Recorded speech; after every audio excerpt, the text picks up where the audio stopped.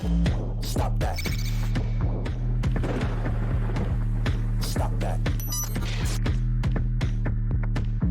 Stop that. Yeah. I hear him chat to the noise. Move too quick, can't stop for the talking. I hear him chat with the walking. Just too sharp with the prize. White girls let it tell me I'm awesome. Yeah.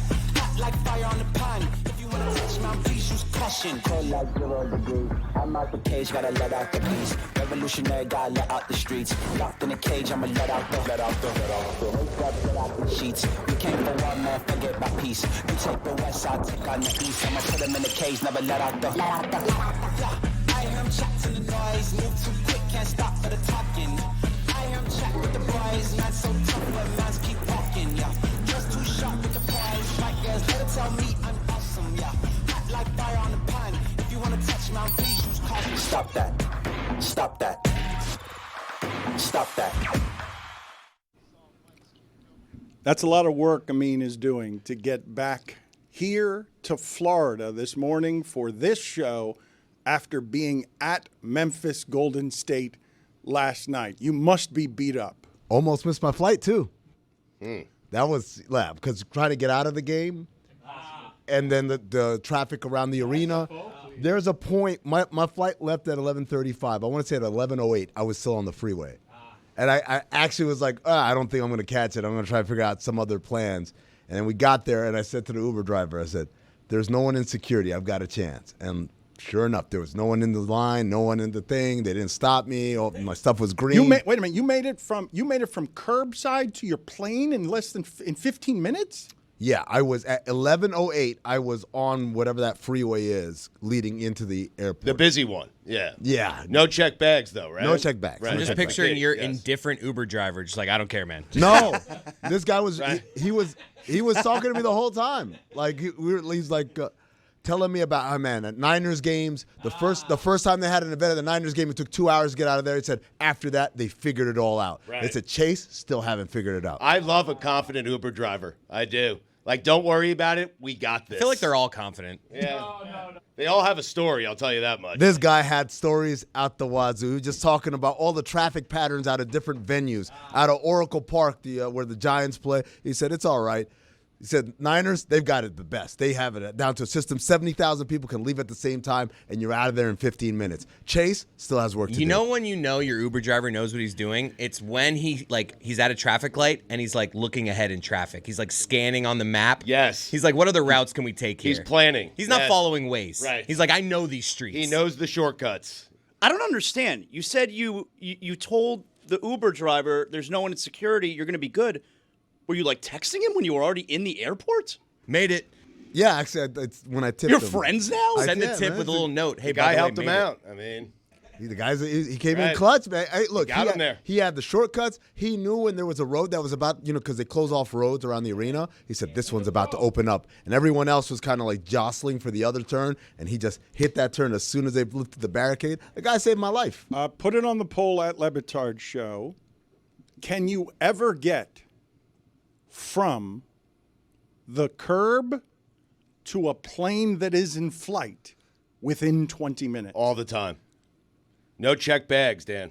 It's the thing that I am worried about there is the fact that they closed the doors early and the extra 10 minutes. He did not have enough time to make that flight. That is not enough time. Oh, he made it. I mean- but were you running? Of course, I was like OJ. And did you make it? Jumped over a chair? Were they closing the door? Dan, they don't close the door for me. That can't be true. They don't. Put it on the poll at Le Batard Show. Do you feel like all Uber drivers are confident? And what did you say? Oh, and do all Uber drivers have stories out the wazoo? Oh, yeah. It's always their second job. I feel like the door closing of an airplane is not as dramatic as they make it seem in movies. Like in Home Alone, there's that scene where the door is shutting. I've had it closed on my face. Really? In fact, I've only missed one flight in my life because it was closed in my face. You said I'm Dan Le Batard, no? I did not. It didn't do any good. You It should wouldn't have. have done I've any done good. it.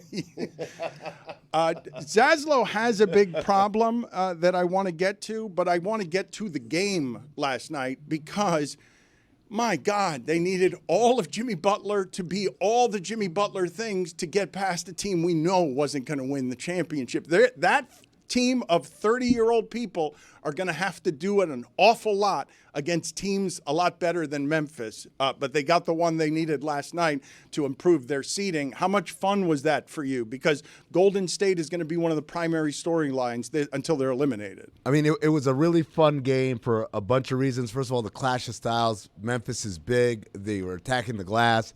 Golden State small and kind of crafty. They start the game up big because they're just playing smarter than Memphis. And then when you get to the second half, Memphis starts to figure it out a little bit and slow things down. And particularly Curry, the crazy thing was, for about 85% of the night, I said, Curry's not having a good night. Yeah. Curry's not having a good night. And then it's just like, boom, boom, boom. And I look up, he's got 37. No, but that's why they got Jimmy. The difference in that game is Jimmy and Steph get free throws, and Ja didn't. Well, yeah, Ja got hurt. But I think Jimmy got free throws. Jimmy Steph was 11-11. I know, but hold on. Jimmy manufactured free throws, meaning we're trying to guard you, you're going to foul me because you can't guard me. Steph was the beneficiary of Jimmy's fouls because now someone getting aggressive like Scottie Pippen Jr. trying to pick up 90 feet, fouls Steph 45 feet away from the basket, he's shooting free throws. He shot a lot of free throws simply based on the fact that they're in the penalty, and they're in the penalty because Jimmy Butler. So it's one of those things. It wasn't that Steph got to the free throw line as much as Jimmy got to the free throw line and Steph was the beneficiary. My larger point is that the Golden State Warriors have never had the player that gets to the free throw line. Clay and Steph have been great at making their free throws, but Jimmy Butler will go stop the game by just pump faking a couple of times, and next thing you know, yes, Ja got hurt, but if you're going to win a game like that, Jimmy Butler and Steph Curry knock out Ja Morant, it can't be between those players that two of them on Golden State have 30 free throws and Memphis's has 3. Yeah, I mean, look, it was a clash of styles. I know people are going to disagree with me here. I felt Memphis messed up with a lot of Zach Edey, even though he had a lot of rebounds and was. He was always guarding Jimmy. It was insane. We were sitting How did there. that happen every time? Zaz, we were sitting there on media row and said, "Oh, this is their plan," and then of course they have the 5-second count late, and everyone says, "How does that happen?" I said, "I'll tell you how it happens. You fired your coach with 2 weeks to go. You got a new coach, I'm not putting it on their new coach. It seems like you are. No, quite the opposite. I'm putting it on management because you give a guy 2 weeks to have to come up with stuff like it. I don't need 2 weeks to know that Edey should be going Butler. I know that. That's a good point. That's on the coach. That's a great point. I mean, that's on the coach. But also, thank you, Zach. Also, Jesus. That's how he got the job. Blaming management. That's how he got the job, right? Because management was saying that Taylor Jenkins, you're not playing Edey enough. This is the guy that we put all our eggs in this basket. You got to play him more. So it's like it's damned if you do, damned if you don't. Oh, but this one's hugely interesting at the intersection of all the things changing in that sport. Is Gobert going to be able to play now or not? Is Edey going to be able to play this time of year or not? Dan, it is incredibly disrespectful to compare those two. I would infinitely go into 100 million series with Rudy Gobert as my center playing 40-plus minutes before I have Edey out there. But Dan's asking, will you win any of those series? I'll win more than I win with Edey. Wait, no, I'm not asking that. I'm asking and have been asking since he was drafted. Hey, that can't play in the league anymore. I'll say this. I think he's better than what I thought he would be as far as physically, but last night was a great example of like, dude, this ain't the stage for him. And it's not because he's a rookie. It's because he's physically incapable of even pretending to guard anyone out there. At least Rudy Gobert has decent, for his size, lateral movement, great length. Defensive player of the year, too. Yeah, and no, I mean, like, beyond all that. Like, they're hunting him at the end of the game. But this wasn't even a hunting at the end of the game. It was hunting at all times. Mm-hmm. He was lost. There was one play where it was literally someone, I think it was Podziemski, cuts back door, and he has to turn his whole body around to see what happened. And then he turns around, the ball gets to Jimmy, and he's like, oh, I got to close out to Jimmy. And it's like, you're dead in the water, kid. I mean, that game wouldn't have been close if the Warriors lost and they had to play the winner of tonight's game, Sacramento-Dallas, on Friday. Like, that game wouldn't have been close, but how much fun would that have been if it's an elimination game for the Warriors and it's not even the playoffs? Oh, like, no. that's what I was rooting for Memphis to win last night just so we could have that chaos on Friday. Zaz, Dan just called them a team of 30-year-olds. He's absolutely right. That was an elimination game for them because they were like, there's no way we can play until Friday in this play-in, and then Sunday turn around and play game 1 against Oklahoma City. Right. Sunday was actually last Sunday against the Clippers. That was their Valhalla. They messed up. So they knew on last night, there's no chance we can let this thing extend anymore. We need the 4 days of rest. They wouldn't win a single game against Oklahoma City. I don't think. Well, I want to do this. I want to do this with you guys because I believe there are at least a couple of teams in the West that have some of the ingredients that you would need to surprise an Oklahoma City team that I don't believe anybody in the West is nearly as good as.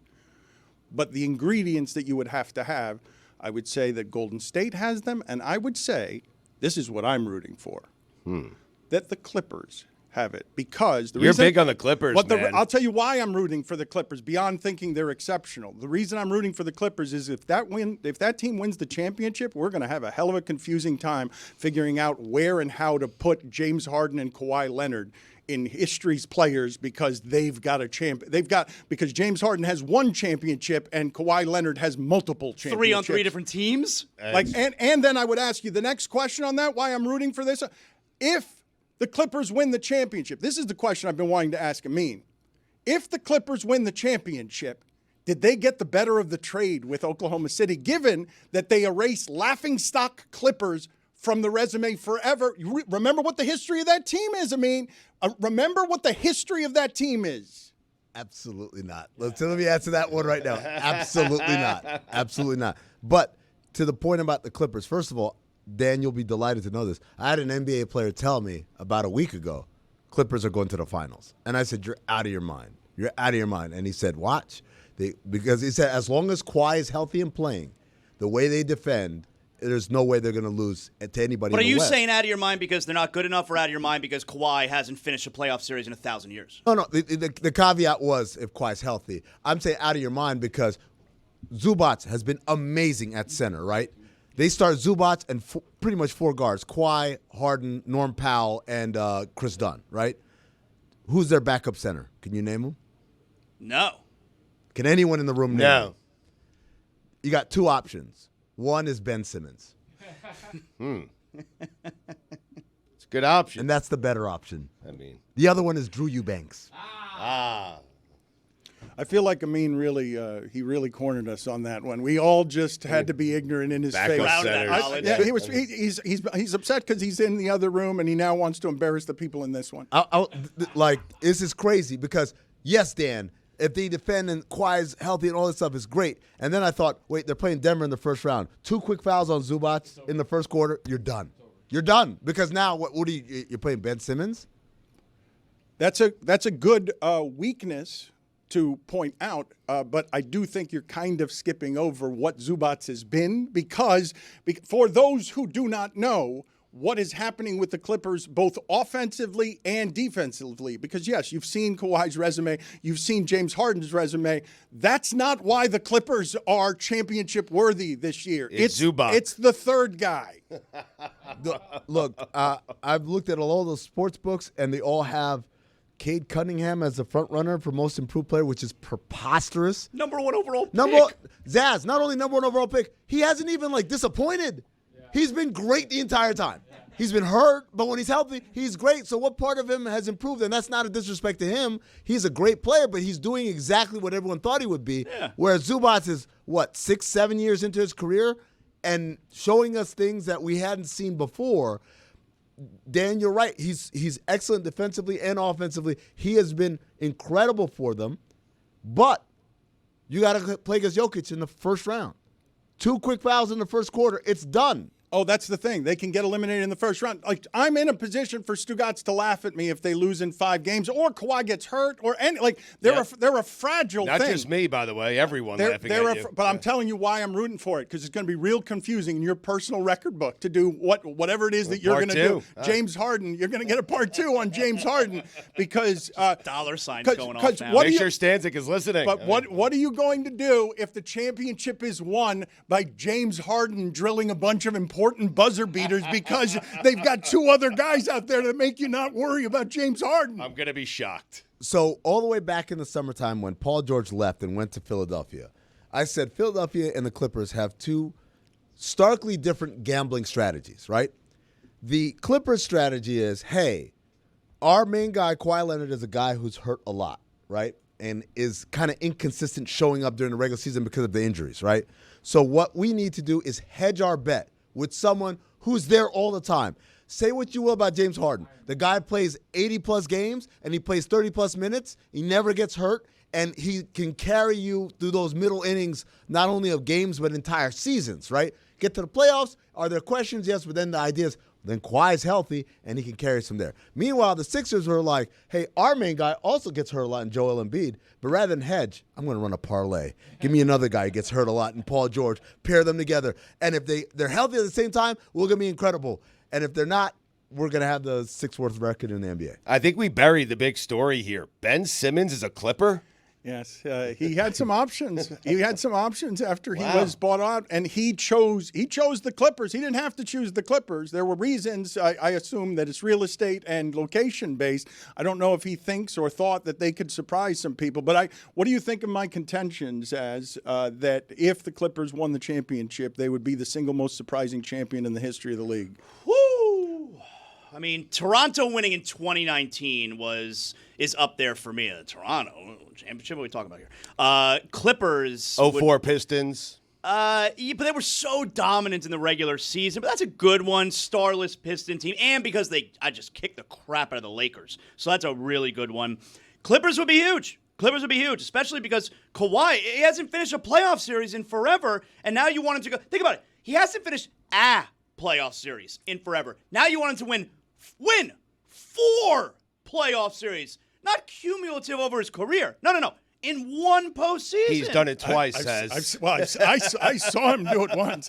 I saw him do it as the primary piece once, and I saw him do it with LeBron looking over his shoulder, waiting for him to come off the bench and being scared at 25 the first time. You're doing a weird thing. Tony and I are laughing because it seems like what you're rooting for is a Clippers-Pacers NBA You're Finals. a big Pacers guy, too, Dan. You love Hallie. Oh, I'd like to see Clippers-Celtics. Ty Lue's revenge. The most surprising one, and this is everyone get out your Lakers Celtics, your sepia tone stuff and everything. It's the 1975 Warriors, because this was a team that everyone thought was going to finish the worst in the conference. I was just going to say that. And in fact, they were trying to move, and so they gave Al Attles like, hey, you can have whoever you want because we don't think your team is going to be any good. We're going to move out of the area. We're going to move to a new look. I think they were going to try and go to San Diego or somewhere like that. And what ended up happening was Al Attles was like, all right, fine, I get to pick my players. He picked a bunch of black players. Because at that point, everyone talks about, oh, no, the league was integrated. But it was integrated for excellence. It's like, oh, yeah, black people can be president if you're like Barack Obama, who's like checks every single elite box. But if you were a run-of-the-mill kind of guy, it was really hard to get playing time or even a roster spot. So Al Attles stacked the decks with the blackest team to date in NBA history. And what ended up happening is they won 48 games. They had a whole lot of tension during the year because of a bunch of guys weren't exactly all on the same page. When they got to the finals, everyone was like, this is a nice Cinderella run. But now you guys are going to play the Bullets and get your heads bashed in. And then end up sweeping them. It's a 48-win team. I believe it's the lowest number of wins to win an NBA title. I think that is the biggest upset in NBA history.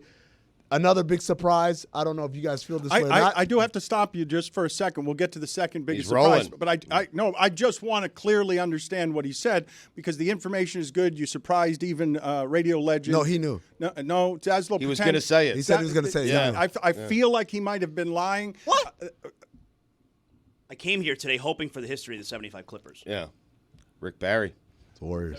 Warriors. That's a fine. Well, So it's a fine. so you know what? I'm sorry. I'm going to have to do this for the first time to Zaslow. What? I regret He was doing so close this. to it. Yes, Oh, but man. I need to find it here. I need to find out where it is. No, that's not it. You're celebrating him? I mean, No, that's not what I meant to do. No, that's the wrong thing.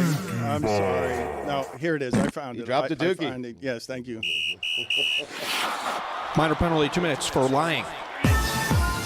I just want to better understand what Amin was saying there because I think the audience received it the same way I did.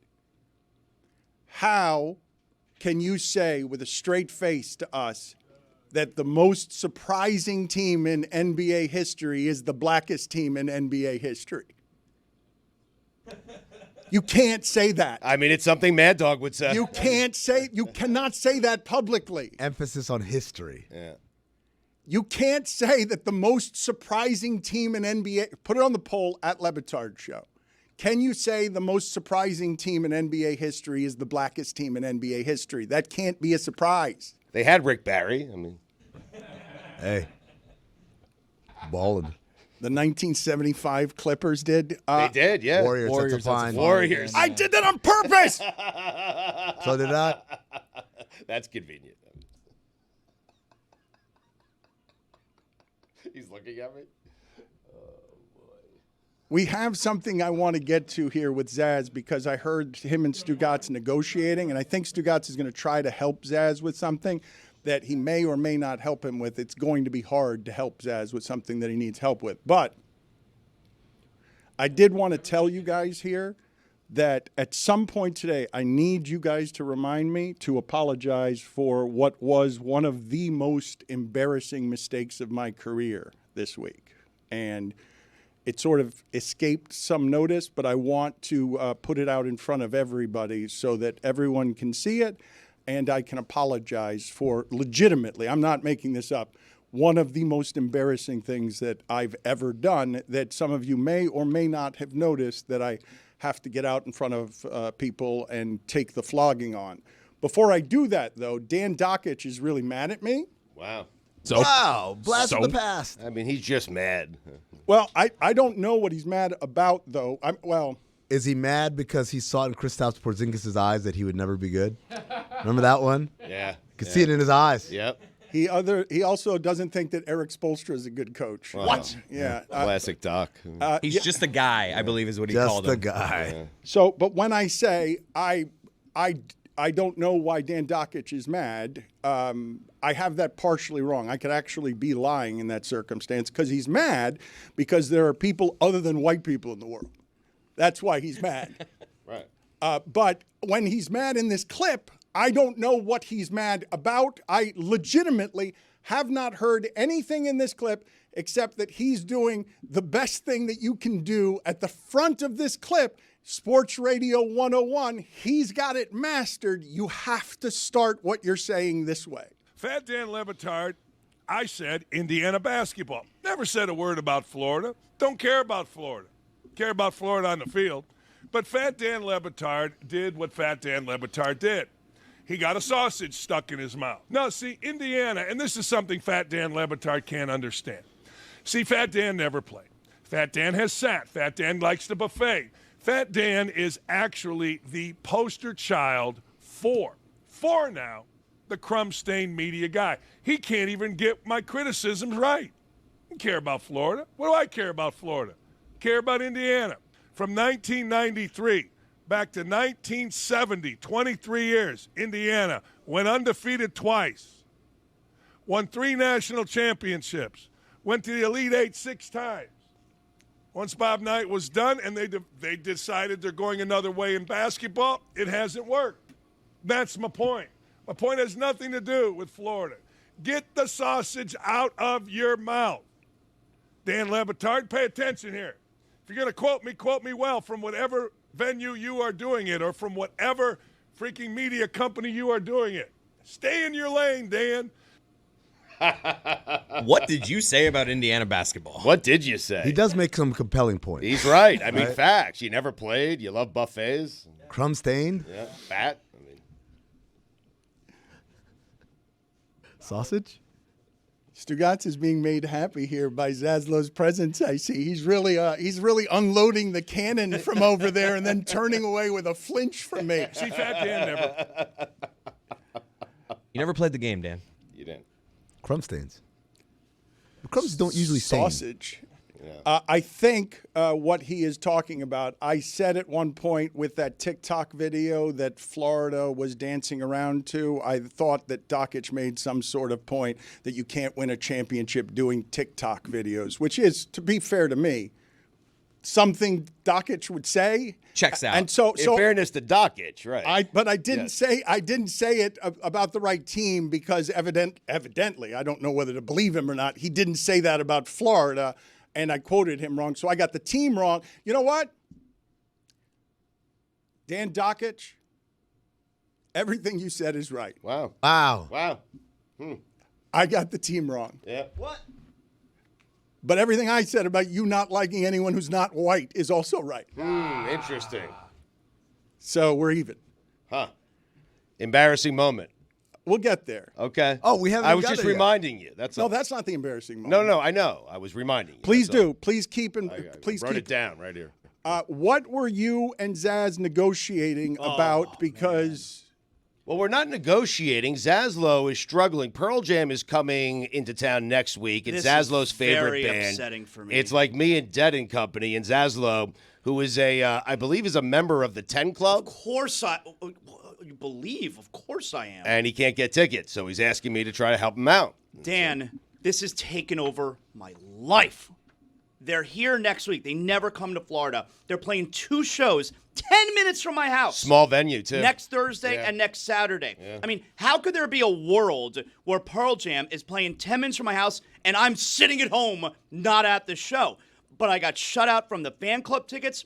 I got shut out from the on sale at Ticketmaster. There's literally like 10 seats available on Ticketmaster right now. They're $1,000 each, and they're all the way up in the rafters. I lay awake. I didn't sleep last night. Honest to God, I lay awake at night thinking, how am I going to get tickets? It's ruling my life. Game time. I need to move on. Game time definitely has the best deal. No, see, that's the thing. They don't know. No, they don't do. say no. Wait a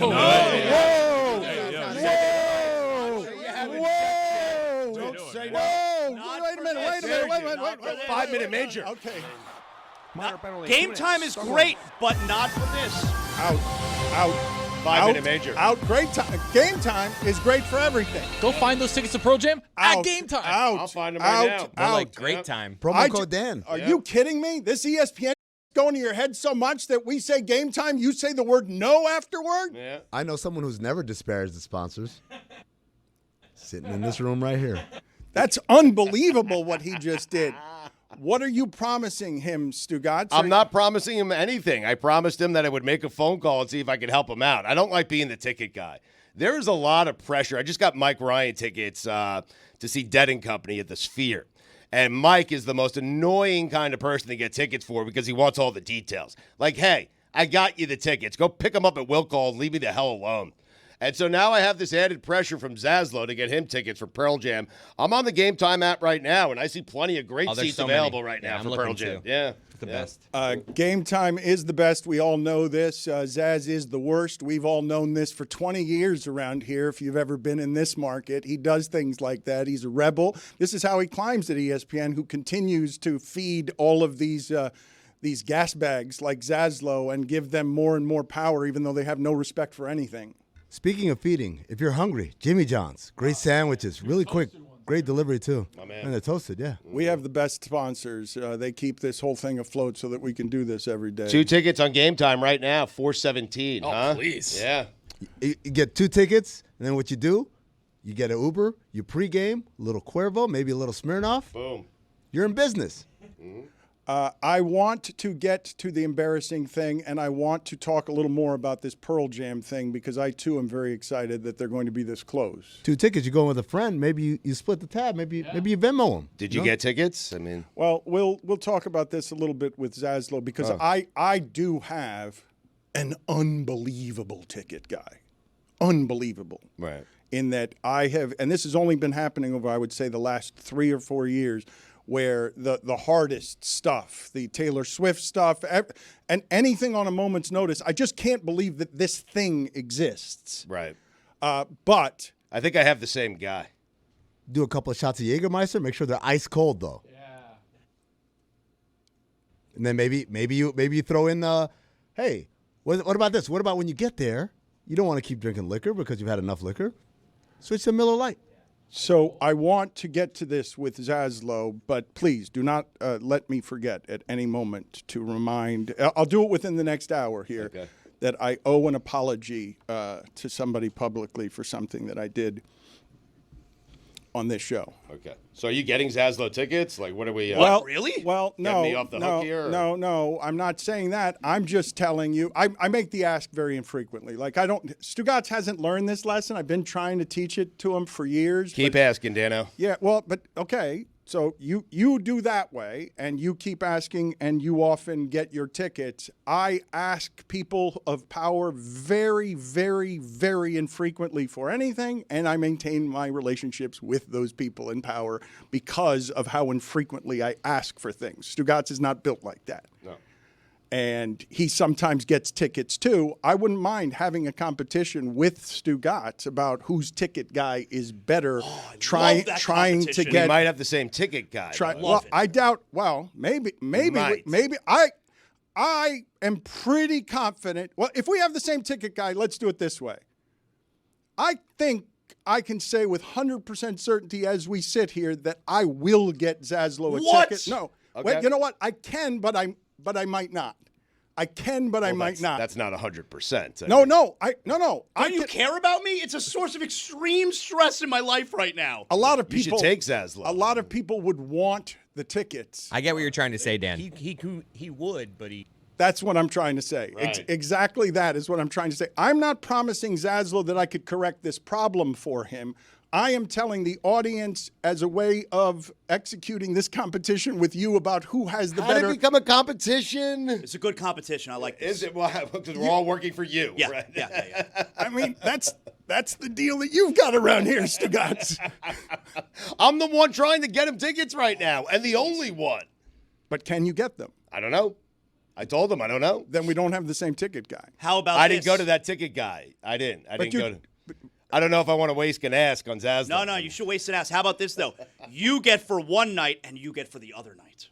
No, I can get tickets. I know I can get tickets. For me. Yes. And me. Well, but I don't make excessive asks of the people in power. I would do what Stugotz is doing here, where there's a line where I would ask for me. It would have to be hugely important. And now if I'm asking pluses, +1, +2, +3, Right. I'm going to do a wedding guest list of who's willing to be the best man type of list. Sure, but this is important. Did you already ask for tickets for this and a +1? Oh, I have tickets. You have to for both nights? Yes. Okay. So you already made the ask, and now you have to make additional asks. That's here, right. Right. Wow. That's correct. It's easier. The add-on ask is easier than just a different ask. Yeah, but Dan doesn't want Zaslow sitting next to him and his wife. yeah, I'm the best person to sit with at a Pearl Jam show. The best. He's the guy, as soon as the music starts, he calls out what song it is. Oh, that's this song. Yeah. It's playing right here. Alive. They haven't played this since 1999. Dan, you seems don't like- know. that You don't know seems how like a- rare this song is. That seems like a good person to go to the I'm the concert best with. person to go. Haven't opened with Ocean since 2003. You were there for that, right? Wow, they started out the show with back-to-back off of 10. This is an incredible show. Buckle up, Dan. I could No get one wants to buckle up I at could a get concert. a sports radio show right next to me that's just all Pearl Jam. It's Channel 23 on Sirius XM? Just all Pearl Jam. Yep. Grateful Dead is 24. It's my channel. This is exciting, but also very stressful because it feels like you can help me out, and then I could start sleeping again. I don't lay awake at night checking online for tickets to become available. Well, let's see, though, what it is that we can execute here, though, because do you believe that Stugotz will actually try for you, or as soon as he leaves Okay, here, true he will story. stop The thinking Dead are about it? 23, True by the way. story. That's a fine. True story. Stugotz got me tickets one time for Pearl Jam. This is like 15 years ago. He did, okay? I was going to get seats. They have to be decent enough seats, and it's a very big deal for me, okay? You can't tell me you're going to... It's all taken care of. And then, like, last minute in typical Stugotz fashion, like, I'm sorry, I couldn't come through. I told him, I said, you have to understand, our friendship is on the line here. Yep. If I'm trusting you to get the tickets, you're Right. telling me don't worry, and then you don't come through, I don't ever talk to you again. Right. Like, our friendship is over. That's how serious this is. Right. He did come through. I did. He did. I did. He Right. did. So it's your turn. So you're not going to try anymore? I did try. But I I'm put saying, a call in. No, but this, I mean, I didn't go to the guy yet, but I mean. I'd like you to. I'm a very nice boy. You went to your I'd like B you to guy? try. You went to your B guy? Well, the B guy's the A guy I don't understand. in this scenario. I Meaning went. he has someone that he refuses to go to. He's going to go to the other guy first. Right. I don't understand what the B guy is and what the A guy is. The A guy is the guy who can get it done. The B Right. guy is the guy that you go to more frequently. He doesn't want to use that ask on So me. I went to the B guy first. If I need to go to the A guy, When will We'll see. When will the B guy answer? Will he answer Today. Okay. Yeah. Before come on. Can before we the do end this of already? before the end of the show. Will I'm he not answer? certain if he'll answer before the end of the show. I will pepper him a little bit. Maybe around 10:30, an hour from now, but I can't guarantee anything. I mean, come on. You don't want to go with me? Ed comes out. They do a third encore. Wow, they haven't done 3 encores in 20 years. Yeah. While you guys wait, you can fire something up on Peacock maybe. Yeah, watch that. Pass the time. Maybe Bel Air out here. That's pretty good. Nice to know Dan has a guy, though. I'm going to keep that in my back pocket for a rainy day. I'm not likely to ask on your behalf. You're way down. I'll on the tell guest you- list, I'll man. tell- It's just in my back pocket. Dan, it's for my daughter. She really wants to go. Well, here when I wish I knew that during Taylor Swift The time. daughter. when Stugotz says there's a lot of pressure in being Thank you. the ticket guy Yeah. because he is right. Everyone I know believes I can get any ticket to sports there is. People think that about me, so I can just imagine in, for you. in the world, You got 2 for the Super Bowl? everybody I know thinks that there is not that I'm game time, that I can get any ticket. Dan, World Cup final next Which year. I You got can. me? At game time. At game time, I can. Who's the most shameless person that asked you the most that you never asked for? Well, I've never asked him, so. that's not true. I've never asked you Anyway, for tickets. I'm going to guess that whoever is your prime ticket guy is only your prime ticket guy because I got you tickets through that prime ticket guy who's my B guy. That's your Wow! Dan is just wait. My A guy is your B guy? I'm going to guess. The guy that I got me don't- tickets to Springsteen on Broadway? You know your B guy, I think, can get tickets because I presented you with that ability because you needed tickets for something. So I not only not have taken your request, I gave you, I think, the guy. There's no way that you would be able, before me, through this guy, to get those tickets. No way. Not what I'm talking about. Thank you, Dan. Thank you. Look, am I going to Pearl Jam or not? 2 Americas, am I right, Roy? Yep. We don't know, Seth. We are bragging about A guys and B guys, but nobody's gotten him a ticket. I'm trying. I need to start sleeping again. You okay? trying. What have you that's done the so thing. far? This is when he says I'm trying. There's What has Dan nothing. done? There's I mean- nothing. Yeah, where's the try? Show me the try. Showing that this is why I don't like getting tickets. I just got Mike Ryan 4 tickets, Dead and Company, Sphere, this Thursday night. I have to show Nothing proof that to I'm do trying. with me. No, Mike just trusted me. Now he spins it where it's like, no, now I'm not going to get you shit because now you're acting ungrateful for what I'm doing. You ain't great. Thank you, Tone. DraftKings Sportsbook. I am very excited right now. Wow. And the audience is about to be very excited as well. Before we unveil this exciting thing, I would say one of the most exciting things that ever happens around here. I will tell you a story I have not told before, which is in negotiations with ESPN, when we were wrestling them over who gets to own what sounds, ESPN won only one time. We got the entire rest of our library, but there was only one sound they wouldn't let us have. You won all the sounds. Is what you're saying. We won. Okay. Sound we, champion. We won all the sounds in negotiations, but the sound that ESPN wanted to keep that we could not have, we have just had to pay a lot of money to play for you now because they have the rights to the sound.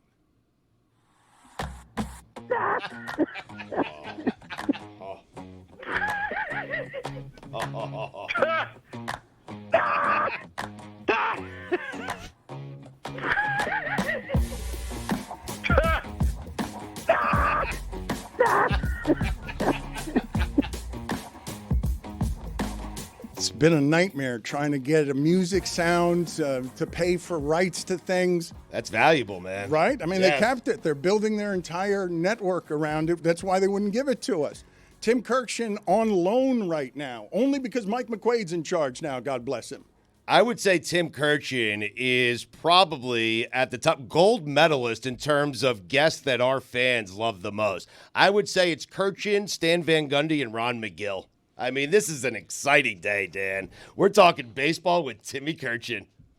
So we'll put him immediately in an awkward spot by asking him, does Buster Olney look like the...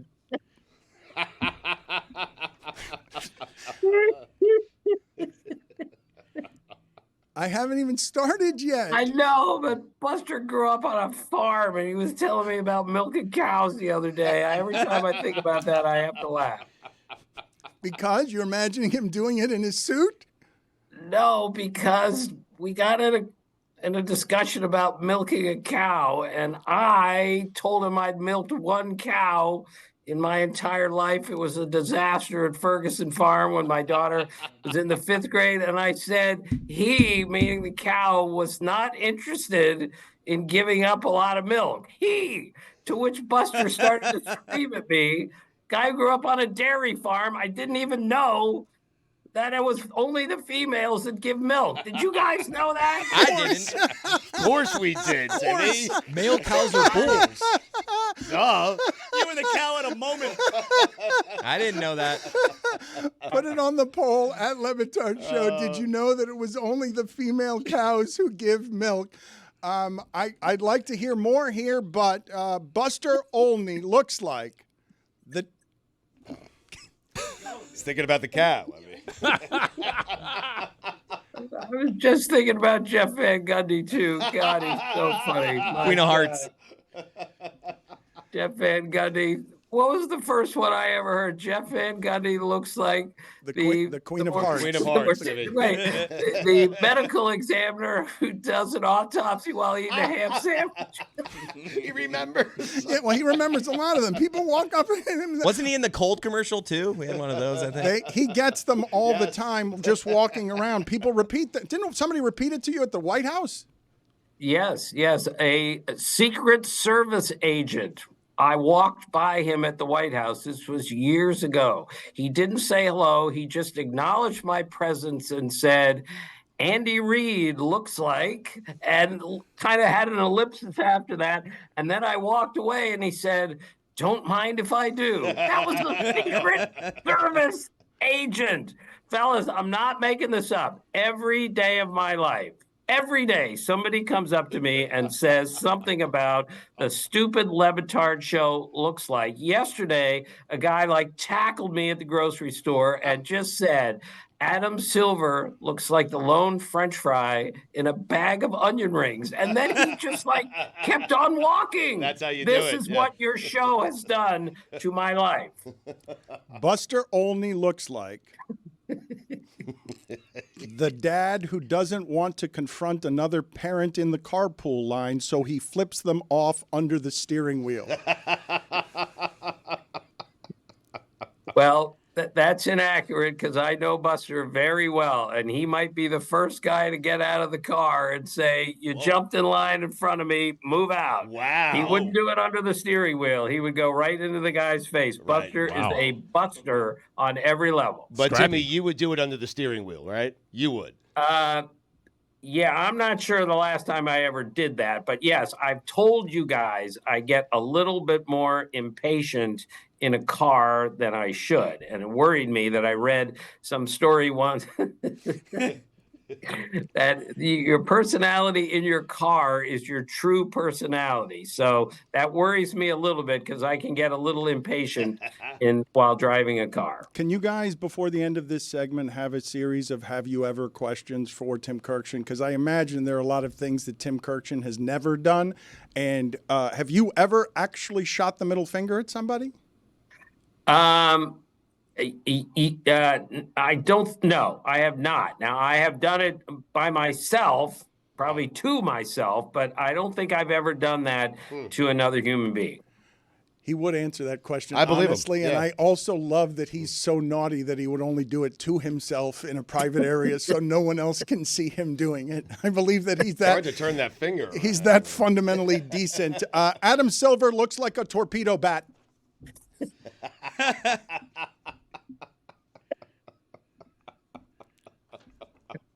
He's the commissioner. There are more looks likes about him than anybody else. It's ridiculous. Jim Rome looks like the guy who regularly takes practice golf swings in his office.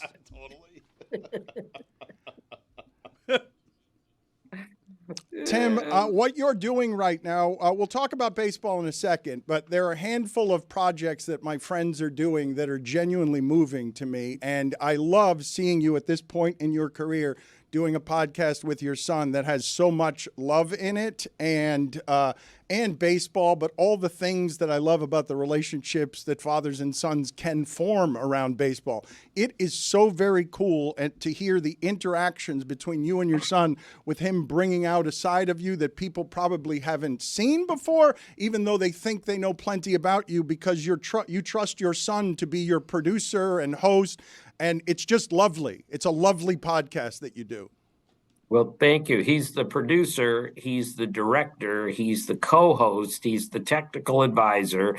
He is the marketing guy. He does everything for the show. All I do is show up now 3 days a week and provide some content. He does everything else. And I've told you guys, I drive from Maryland 3 hours to his house in Philadelphia to do the podcast, A, because it's better face-to-face, but B, if something goes wrong with the technology, he will be there to fix it, to repair it, whereas I, being the worst of all time at this, if anything goes wrong with my computer, I am completely lost. I am the worst of all time at so many things, but nobody is worse at technology than me. Tim, 3 hours, 3 times a week you're driving for that? with all due respect to me, he should be driving to you.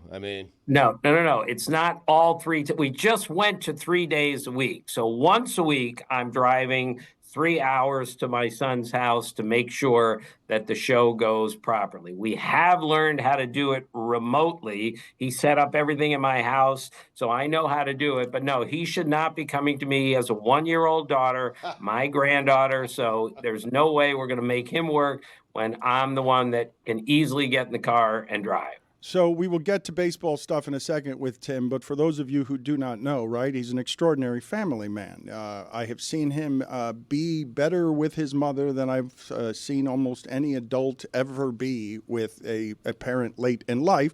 And he recently lost his brother. And the reason the podcast that he's doing now is so moving to me is because I know how much his brother loved baseball, but I just can't believe the amount of joy that Tim must be getting from the simple act of being able to do this with his son. It's just extraordinary to hear love on a podcast that way. It's what, Tim, the reason I love it so much is the most meaningful thing I've done professionally is be able to get old next to my father on television, because it gave me an entirely different relationship with my father than I had before that. Right. Well, I always have had a great relationship with my son, Jeff, but it's gotten way better, if that's possible, through the podcast. And now we talk about 25 times a day. Who are you going to have on as the next guest? What are the Kurkjians for this week? What's the Kurkjian quandary? We go over this every single day. We're taping today at 11 a.m., and I can't wait. It has been the highlight of my entire career, and I don't care how corny that sounds. This is something we've always wanted to do. We laugh and we learn. And the good thing is, Jeff's not a big baseball fan. So he's a good baseball fan. He doesn't know a lot because he grew up watching Whose Line Is It Anyway instead of watching every baseball game every night like his dopey pop-pop. So he knows so much about pop culture and music and everything else. And I don't know anything except for baseball and basketball and sitcoms from the 60s. So we're a good combination. I will tell our audience, who supports all the things we love and supports the people who have supported us, that the name of the podcast is This a Great Game or What? He does it with his son, Jeff, and I encourage all of you to listen to it because it really is intimate and sweet. Timmy, the Padres, the best team in baseball?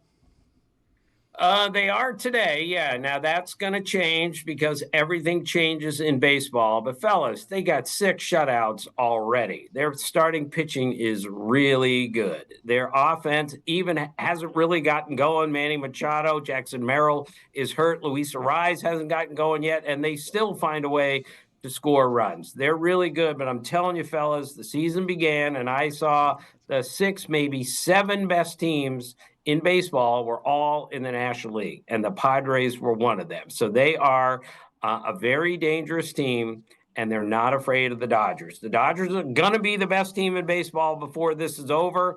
But right now, I just did our power rankings this morning, and I picked the Padres first in baseball. Tim, what's something the first few weeks of the season that you think you're second guessing? I thought this going into the year, but now I've seen something and I'm thinking differently about it. Well, I had the Braves definitely going to the playoffs, and I'm not giving up on the Braves yet, but they have really labored. Now, they got Spencer Strider coming back today, which is a real helpful thing because he throws 100 with nasty, nasty secondary stuff. But I thought the Braves would be obviously better than this, but once they get Acuna Jr. back, and we're not positive when, that's been the big surprise for me is how they have struggled and how good the National League West has been. I knew the Giants were better. I knew the Diamondbacks were good. Padres are good. Dodgers good. But right now, that is a historically good division 3 weeks into the season. Are the Braves struggling the biggest surprise of the season? I'm sorry? Is the Braves struggling so far early in the season the biggest surprise?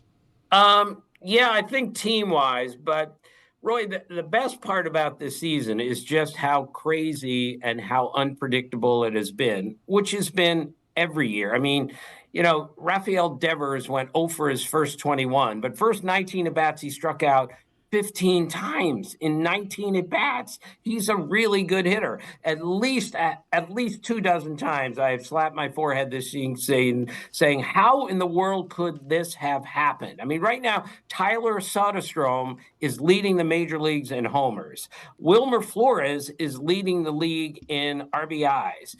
Jonathan Aranda is leading the major leagues in batting average. This cannot happen in the NFL or the NBA that 3 weeks into the season, 3 players who are good players would be leading the entire major leagues. This is why baseball is the greatest game. It is way too good to be predicted. Good players are bad players are good. It makes absolutely no sense.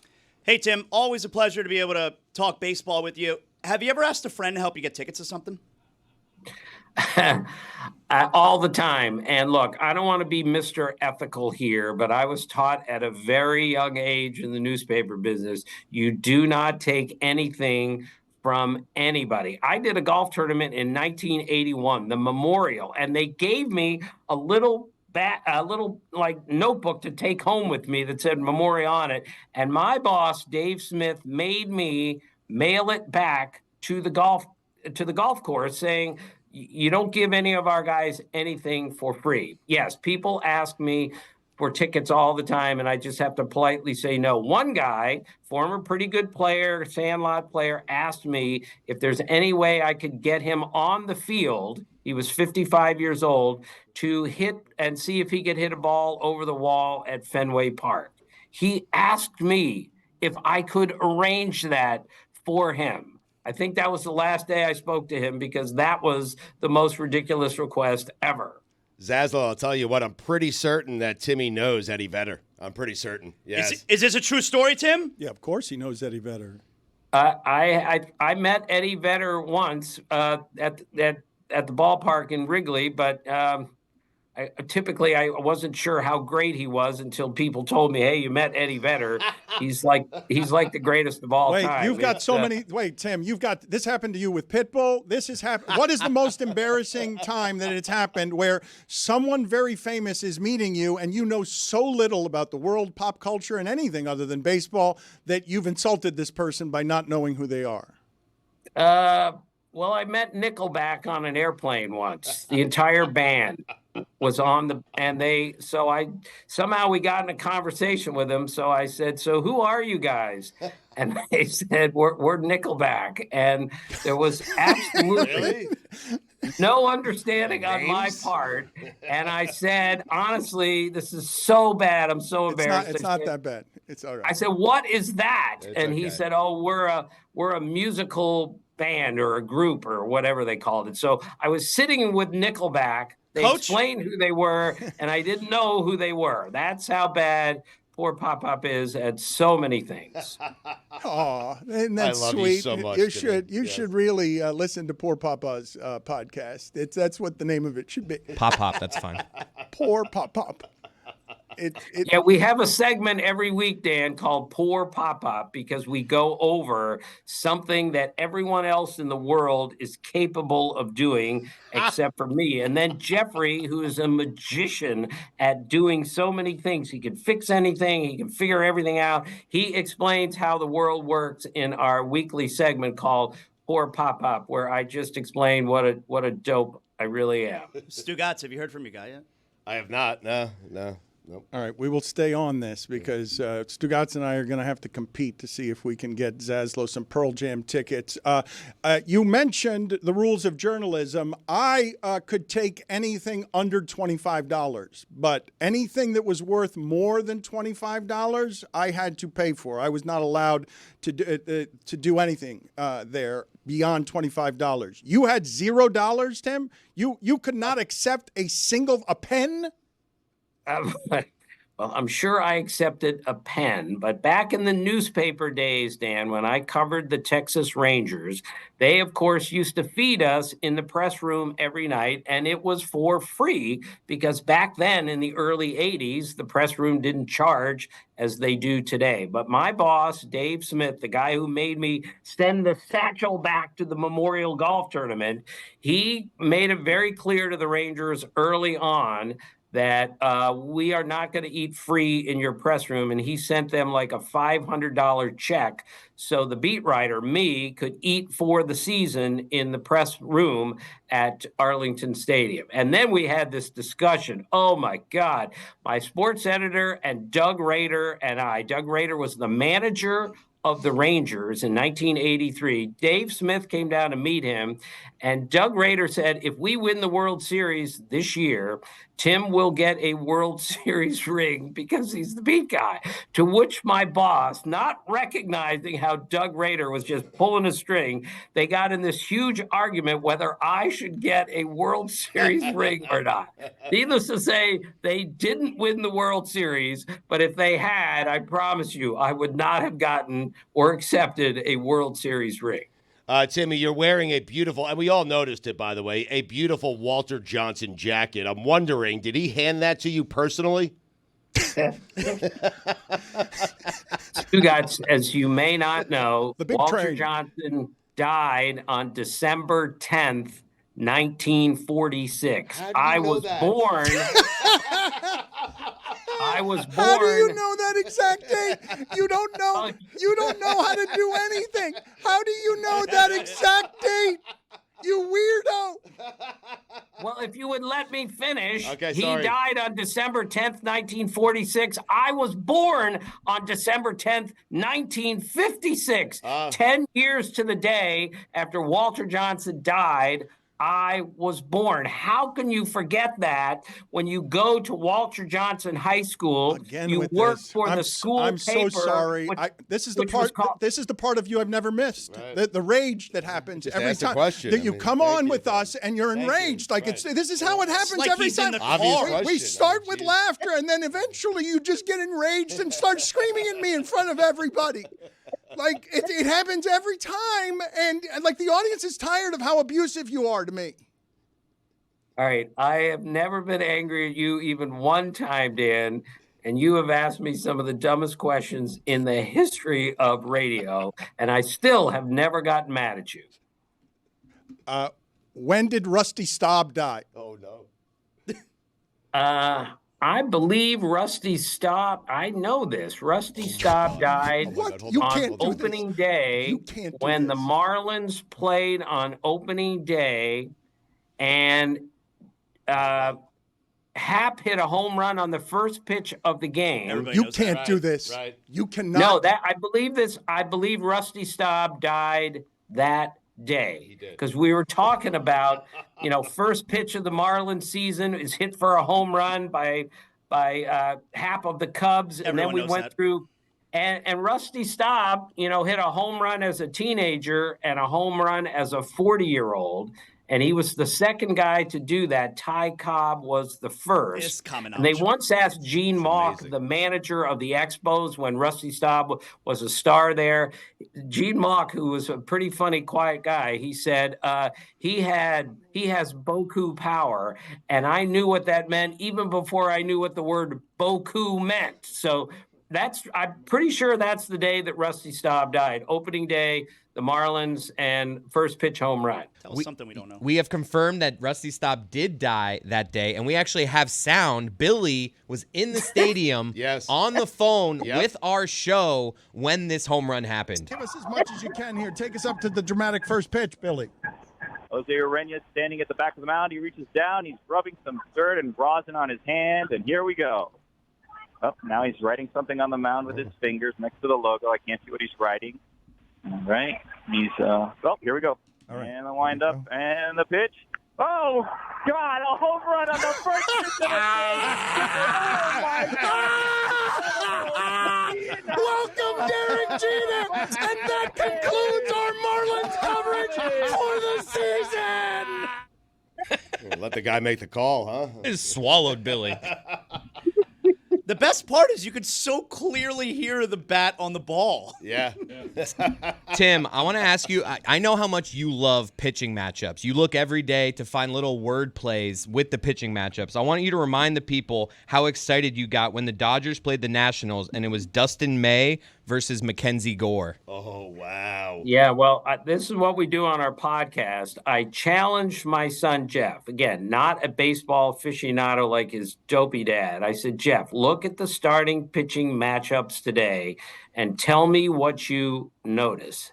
And he looked and looked and looked and came up with the starting pitching matchup today was Gore May. So he found it. I was so proud of him. And I told him, the day you got married, the day you had a baby, I was so proud of you. But today might be the most proud I've ever been because you found Gore and May and put them together. And yes, I look at all the starting pitching matchups. There's no telling what you might see. Of course, Ivan Nova faced Matt Cain several years ago, so we had the Nova-Cain matchup. That was always one of my favorites.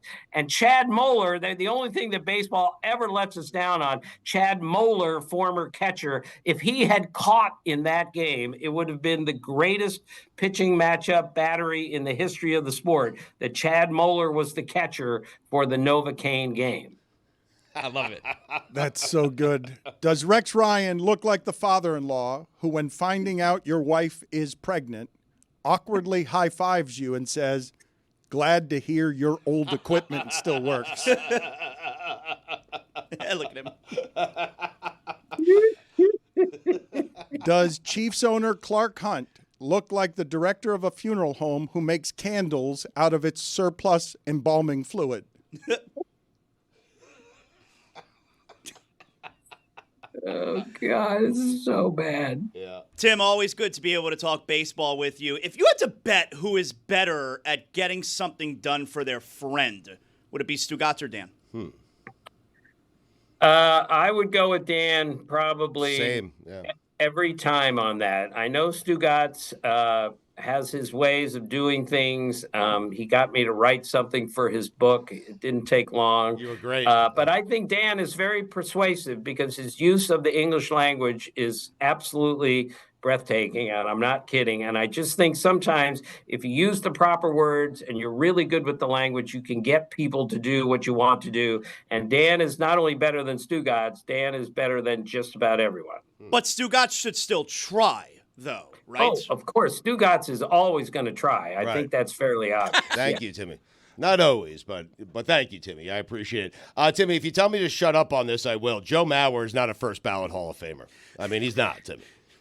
All right. Stugotz, I understand your point. To me, you're either a Hall of Famer or you're not. It doesn't matter if you're a first ballot or not. So if you think he's a Hall of Famer, you should put him in on the first ballot. That's just the way that I think about it. Stugotz, you look at the first 8 years, 10 years as a catcher for Joe Mauer, there's really no comparable other than Mike Piazza, who's the greatest hitting catcher of all time. Johnny Bench is the greatest catcher. Yogi Berra is the second greatest catcher. But Joe Mauer did things that no catcher has ever done in the history of the sport when it comes to winning batting titles, all that stuff.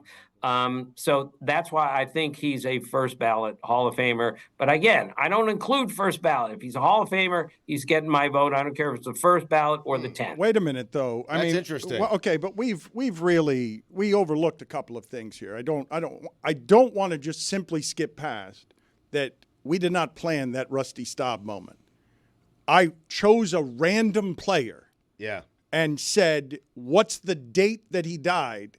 And Tim Kurkjian, what was at the date. That's a weird thing to have happen. Like, it's an unusual, it's not a coincidence. It makes me wonder how many things like this Tim Kurkjian could do like that, because that's not normal, Tim. Your retention for these things is crazy. I had a conversation with Al Michaels. All right. Yep. Thank you. I had a conversation in which he had recall from a World Series game that he called 40-something years ago that had all of the players in the same place that they were, because it's a retention that is genius level. You have an ability here to do weird things like this on a number of different subjects, on a number of different dates and times and numbers, correct? All right, I have some skills when it comes to that. Those are my only skills. But I'm telling you, Dan, it's a baseball thing. We have another segment on our show called I Am a Seamhead. The first guy who came on, Mark Simon, can tell you who made the last out to end every World Series for the last 70 years. The second guy was Judd Birch, who can name every umpire in the major leagues based on the uniform number on their jersey, which we didn't even know they had a uniform number. Then we had on Jeff Bennett, formerly of ESPN, who can tell you what every baseball card looks like from 1982 through 85, front of the baseball card and back of the baseball card, birthplace, height, weight, Carl Yastrzemski. I'm not making this up. And then we had a guy named Mike Petica on last week, and you could go like this to Mike. He used to work for the Indians as an AP writer. 127 hits, 481 at bats, and in a matter of 2 seconds, he could figure that out in his head and give you the batting average. These are what seam heads can do, and I maintain they're more in baseball than any other sport. So yes, I have strange retention of things, but on things that are really important, I can't remember anything. I understand that you're good at your job, allegedly, but I just want you to know that as you started saying that, my executive producer, who's had a heavy tongue for a couple of days here, said in my ear, because he's distracting and he's keeping me actively from listening to the person who's talking, useless. I mean, all those the things. Final out thing. Like that, he knows what every baseball card looked like. He could tell you the umpire's number. Just a useless stuff to know.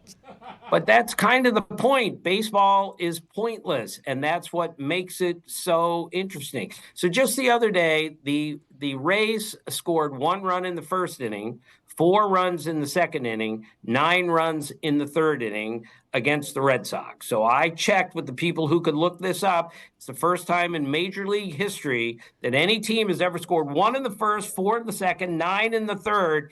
We played 150 years. We played well over 200,000 games. And that first 3-line score had never happened in baseball history. It's pointless. It's useless. It's stupid. But people actually care about that stuff, including me. Tim, what's your son Jeff's birthday? I hope he gets this wrong. He's thinking about it. I don't need to think about it. I'm not going to take a quiz. Look, this is his angry side again. When he doesn't know something, he lashes out, and all of a sudden he gets defensive. We get it. You don't know the. We don't. You don't know. August 9, 1993. Okay. And his daughter was born on August August 10th of 1993. Wow. She came a couple hours late. Otherwise, his daughter would have been born on his birthday on the night that Michael Lorenzen was pitching a no-hitter for the Phillies while Dad and Mom were watching the Phillies on the TV in the hospital room thinking our daughter's going to be born on Daddy's birthday and the night that Michael Lorenzen threw a no-hitter. We just missed out on that. What was the umpire doing home plate's jersey number? I'm not kidding you. This Judd Birch guy, you could ask him on a random Tuesday night, no matter where you are, doesn't matter who's working second base in Texas, and he would say Adrian Johnson. I tested him on it. He can do these things. Weird people exist in baseball, and that's another reason I love it, and I'm not apologizing for it. Quick aside, just to close the loop, my father-in-law often told me I look like Rusty Staub. Useless. Rusty Staub was a great cook, by the way. So am I. He used to pack his pots and pans with him on road trips. So if it was like a 10-day trip, he would get a hotel room that has like a stove and an oven, and he would take his own pots and pans and cook for himself on the road. Amazing. He was also one of the few players heavy set like that, and the only one who was orange. I think that's what my father-in-law's doing. And Buck Showalter once asked me, this is so typical Buck Showalter. He looks at me one night randomly and says, "Give me a great player who's got a lot of freckles." That's what he said to me. And I've never been asked this question in my life. So I just reflexively said, Rusty Staub. And he goes, "I said a great player, not a really good player." He was angry that I guess Rusty Staub. It was the best I could do. But imagine being asked by a former major league manager, who's the best player you've ever seen who has a lot of freckles? Wow, didn't see it coming. What's Buck Showalter's birthday? Buck is the same age as I am. I'm going to say it's late May of 1956. I'll be close on that. Can he really do this? There's no way. We've got so many games. May 23rd, 56. Okay, we're going to keep quizzing him. It is. It took him less time than his sons. It's crazy. It's voodoo. It did take him less time than his son. That's shocking. He was more confident, too. He was more confident. Put it on the poll at Le Batard Show. Are you surprised at all that Tim Kurkjian knows more about Buck Showalter than he does about his own son? Does Paul Skeens look like someone tried to draw Josh Allen from memory? That is so good. Does Tony Reali look like the overzealous owner of an Italian restaurant who always greets you at the door with "my favorite couple" when you walk in? So good.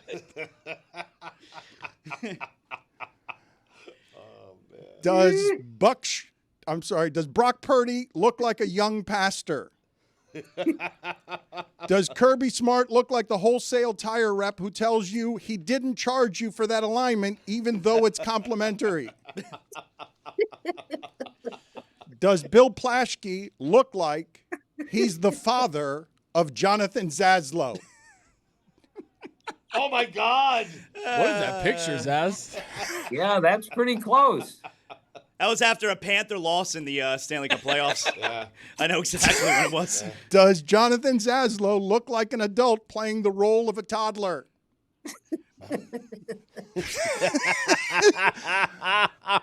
Tim, before you get out of here, quickly, because I want to tell people his baseball stuff is so good, and baseball stuff at ESPN is, look, I'm just going to say, Tim's baseball stuff is really good, and he wrote a piece last month before the start of the season about the decline of the first baseman. And he really cares about this sport and this stuff more than anyone I've ever met in my life, and I know Boog Shambi. And so the decline of the first baseman, what happened? Well, the industry has decided that first base is no longer an important offensive position. So we take Luis Ariz, who I love, but Luis Ariz is not a first baseman, but they put him at first base because it's the position he can play where he can play every single day. We've gotten away from the first baseman hitting a lot of home runs and driving in runs. Instead, we mix and match, and we go put a lot of people over there who really aren't first basemen. Plus, the days of the left-handed, it's a left-hander's position, fellas. Trust me on that. The days of John Olerud are over, where you find a left-handed thrower who can hit, really play defense, and drive in runs. We don't care about that guy anymore at first base. The batting average for first baseman last year was the lowest since 1900. And the OPS was the lowest since 1968. And it's because the industry no longer values what a first baseman can bring, big time power. But they look, and with all the shifting, we need a really quick guy over there. We need somebody who can cover a lot of ground. And that's why Pete Alonso took all this time to just get a job, because they looked at the body type, doesn't run very well, not very good defensive player, only got a 2-year deal, and he's off to a great start, by the way. Does Mel Kiper look like the father of the bride who lets out a less than subtle cough when he feels the first kiss has gone on a little too long? Oh, God. We have Mel. Get this. We have Mel on our podcast next week on the day before the draft to talk to him about baseball. The best Mel Kiper, Dan, looks like, you remember, he looks like the eagle who protects the young eagles. I'm pretty close on that. The protective eagle, Mel Kiper. How great is that? Does Mike Schur look like he lets out a little toot while walking from the putting green back to the golf cart? He does. Does Draymond Green look like he eats apples whole? Did you guys prepare any new game here at the end? I want a name, imaging, anything for has Tim Kurkjian ever done something before? What do we have here? We have a few submissions here, Tim. Tim, have you ever sent food back at a restaurant? I have not, and that's a fact. I get everything like cooked really all the way through. A couple times steak was a little bit rare, but I just said it's not important. I'll eat it anyway. So no, I've never sent anything back at a restaurant. Tim, have you ever played dominoes? I have. I wasn't very good at them, but I played dominoes. Have you ever had cafecito? I don't even know what that is, but I've only had 2 cups of coffee in my life. What? So if that has anything to do with coffee, and both of them were on the radio because Mike Greenberg was amazed during the Mike and Mike show that I'd never had a cup of coffee. So I drank one and then another 3 weeks later on the air just to show that I've actually had a cup of coffee. It's really pathetic. But as you know, I drink a Diet Mountain Dew every morning with the box scores, which is great. In fact, Dan bought me a refrigerator that had Diet Mountain Dew written all over it. But I had to throw it out because the motor in it was broken and it sounded like there was a lawnmower in my room. Mm-hmm. Yep. Gift didn't go the way I intended it to. I just sent him a loud. He had a good run with it, and he had to throw it out, and it was heavy. How long did you have it? About a year. Yeah. It's not really a good run. Put it on the poll at Le Batard Show. Is a year with a vending machine a good run? It's a cup of coffee. By the way, you'd know if you had the cup of coffee I'm talking about. Actually, it's a thimble of coffee. It's Cuban coffee. It's jet fuel. You would fly to your son's house instead of driving, by the way. Just lift off and No, but I did go to Cuba and I had a mojito, which I'd never had before. Whoa! Wacky. Yeah. You made it sexy. Yes, you hit us with the mojito. What just happened there, Chris Cody? Useless. I was looking for white guys. Useless. Tim, thank you for being on with us. It's always a pleasure seeing you, and I will tell the audience again, you should check out Poor Pop Pop. Poor Pop Pop. Yeah, we have several of them this week. Yeah. Sure. Thanks, Dan. See you guys. I miss you guys. All right, love you, Timmy. Likewise. Thank you. This episode is presented by DraftKings. DraftKings, the crown is yours. Chris Cody has had a heavy tongue over the last couple of days, but he did that really well. Thank you. The hockey playoffs and the basketball playoffs are going to rattle and shake this show over the next couple of months. Amin's flying in. Last night he's doing Memphis Golden State, and he's flying in for this. And I have to get to what I am telling you, Stugotz, I am serious about. It's one of the most embarrassing things to ever happen to me professionally or personally, but it'll be in minutes that I will get to it. Minutes. Yes, I'm going to make the apology publicly in minutes, but Chris Cody was telling me, because he's been doing a private show for me here the last couple of days, it's very funny, I wish you could hear it, that David is annoyed again. That David is bothered at the start of this. That's just me reading body language. I haven't heard from him. He looks annoyed. Okay, he looks annoyed all the time. Okay, are you mad at us? Is there something wrong? I just had the time wrong, so it's all good. So you're mad at yourself? Yeah, it's my fault. I thought it was supposed to be 10:20 when it was 10:27. Okay. Eastern. My bad. All right. How you guys doing? Well, no, but Samson's right about one thing. We run a loose ship around here, and he doesn't have a lot of time. 10:27. I know, but he does. Show business, baby. Like, what is like? Come on, this is not 9 to 5 here. We're wheeling and dealing. You're wheeling and dealing, Chris? Yes, you are the executive producer who's supposed to be wheeling and dealing. You are supposed to be driving the show so that things happen when they're supposed to be happening. We were cooking with Tim Kurkjian. We were cooking. But sometimes by showing things a picture happen. of Mel Kiper? No, you're wrong. Listen, I had to tell Greg Maddox one time because we had a conflict with guests that, hey, we'll call you back in an hour, and he was fine with it. Okay? I mean. And you're not Greg Maddox. And you're not Maddox, right.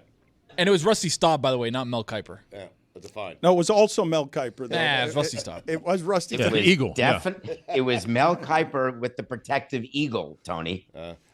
Regardless, you're annoyed because we're late again. Roy, what are you laughing He's annoyed about? because he got his time wrong. I mean. I didn't like the way he said that to me, by the way. I didn't like that. What don't you like? It was very just dismissive. Well, but look, man. Because it was. But we have a problem around here generally about how David Samson would like things run and how it is that we run things here at Metal Art. Like, it's a recurring theme. He's recurringly angry at everyone. Sounds like David Samson has a problem, not us. Yeah. Does David have a ticket guy? Does David? I imagine that David. David has a ticket guy. Let's get right to it. He has a ticket guy. Zaslow wants Pearl Jam tickets. Needs. Do you think that you could get him Pearl Jam tickets? Well, the answer is, would I? Because of course I can. Mm-hmm. But Again the with answer this. is, would I? Well, would you? Well, yeah. What are we weighing here? Like, what are we talking about? Well, clearly not now. It's a week before the show, and the shows were announced months ago, so it can't be that you're that disorganized that you're just making the ask today. Oh, I think my ticket guy could do that in a week. I can't have a better. I can't have a better ticket guy than you. There's no way that I've got a better ticket guy than you. Do you really have a ticket guy if you got to give him months advance notice? Like, I feel like not a ticket guy. Ticket guy is a guy like 5 hey, minutes man. before the show. Yes. And it's not that I'm disorganized. It's that I don't want to have to count on someone else. Like, I'd like to get it done myself, and I have failed. I have failed miserably. So now I need help.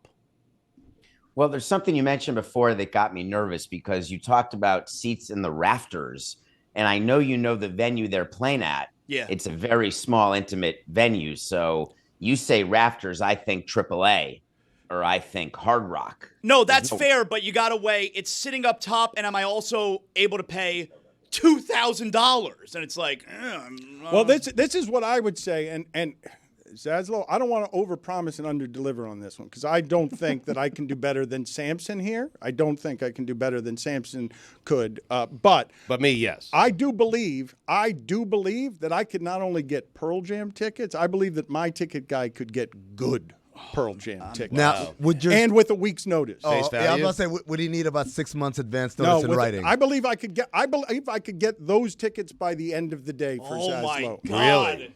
COB. I'll work for free this week if that happens. Face value? Yeah, hold on. I just heard something. Wait 1 second. I thought I just heard he said he would work for free. No doubt. Okay, so now we're just calculating. Now it's an easy math. Now we're cooking, Samson. Now we're perked up. Now we're cooking. All right, now we're going on to game time. So make the deal, Samson. That you think if you an easy one. Okay, you think it's an easy one to get Zaslow to Now work we're for cooking free? with gas. You think it's easy? Wait a minute. You can't have a lack of faith in your ticket guy and then say, but if Zaslow's willing to work for free, Yeah, but now he has a reason. all of a sudden you have a ticket guy that can do what I'm saying my ticket guy Not can talking do. about 6 months anymore. I'm going on Game Time and I'm doing the arbitrage. What? I don't understand this conversation.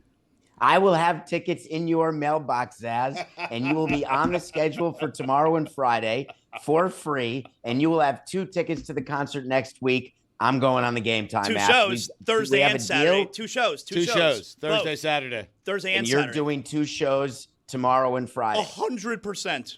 What about I'm sorry. What about wait a minute? What about instead of 1 ticket both nights? How about 2 tickets one night?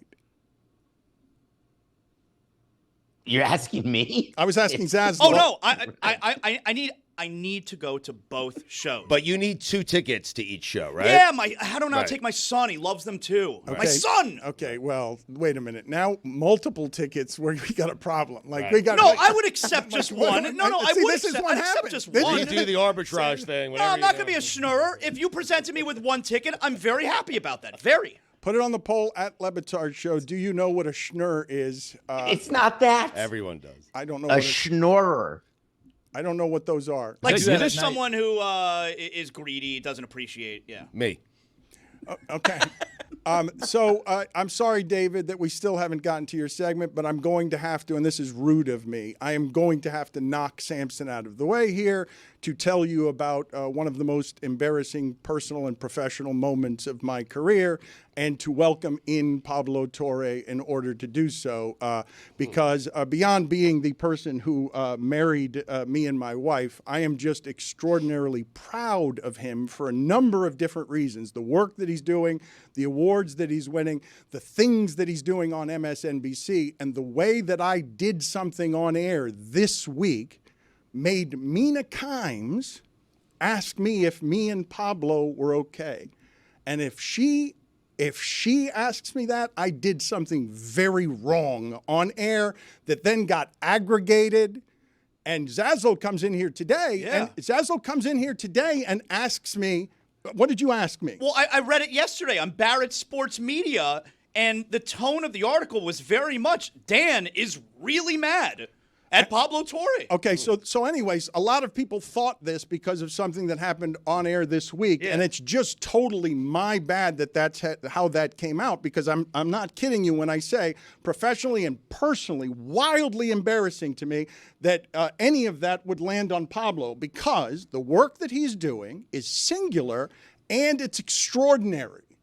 I don't know what's happening. Right. What are you apologizing for? Are you making an apology? Yes, I am. Yes. So Do listen. we need to relive this, though? I do, 'cause I didn't live it. Hey, guys. For those of us who don't know, yes, we do. Yes. Me, Pablo. I'm also here, beaming in from 30 Rockefeller Center in New York.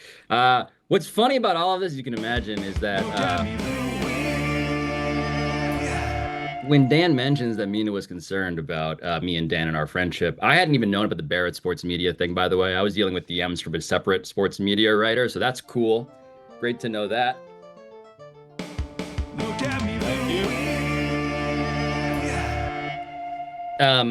Something that Mina and I both advised was that Dan not do what he's doing right now live. So cool, but let's do it.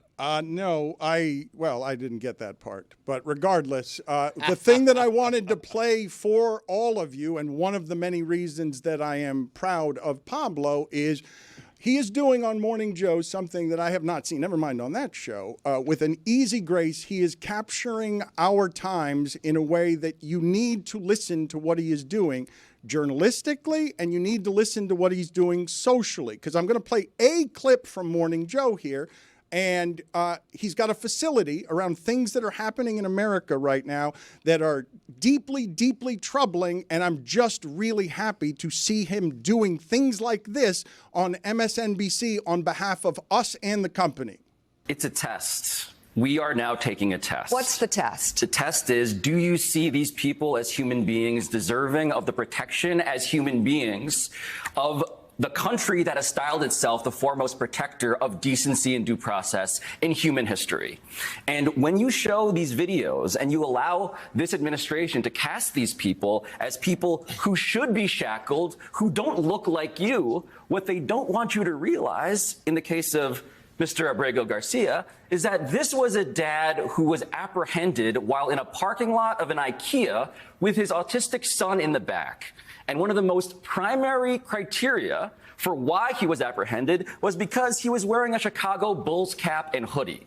Everybody acknowledges that this guy, as we see photos of him and his family, did not deserve any of this.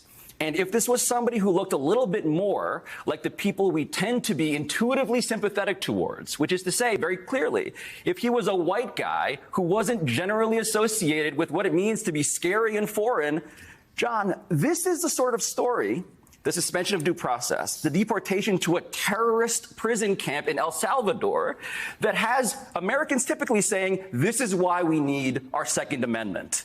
And here, I just wonder why that level of panic has not risen to the level of action, because it is absolutely horrifying. Woke bull. I'm still not clear on what you're apologizing for, Dan. Right. I mean, fill us in. I just want to rank quarterbacks. Can we rank quarterbacks? Thank you. Can we do that? David, what are your general thoughts on everything that's happening here? We've pushed you out of the way. You're busy texting. You still here? You look like you're annoyed again. We've got Pablo from the set of MSNBC, where he's becoming a huge star.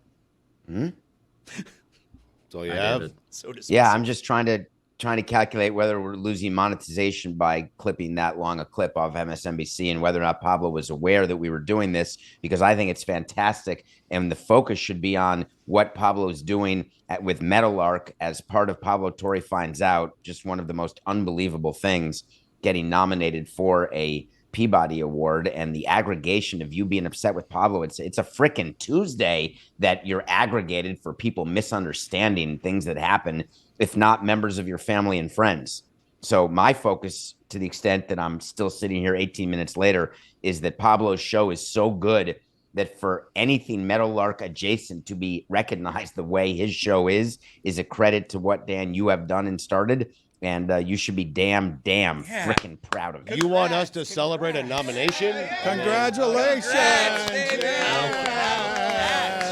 Yes, a nomination. Wonderful. This went this very quickly, and I have to say, maybe even predictably went from I am feeling my heart growing full to I hate you guys.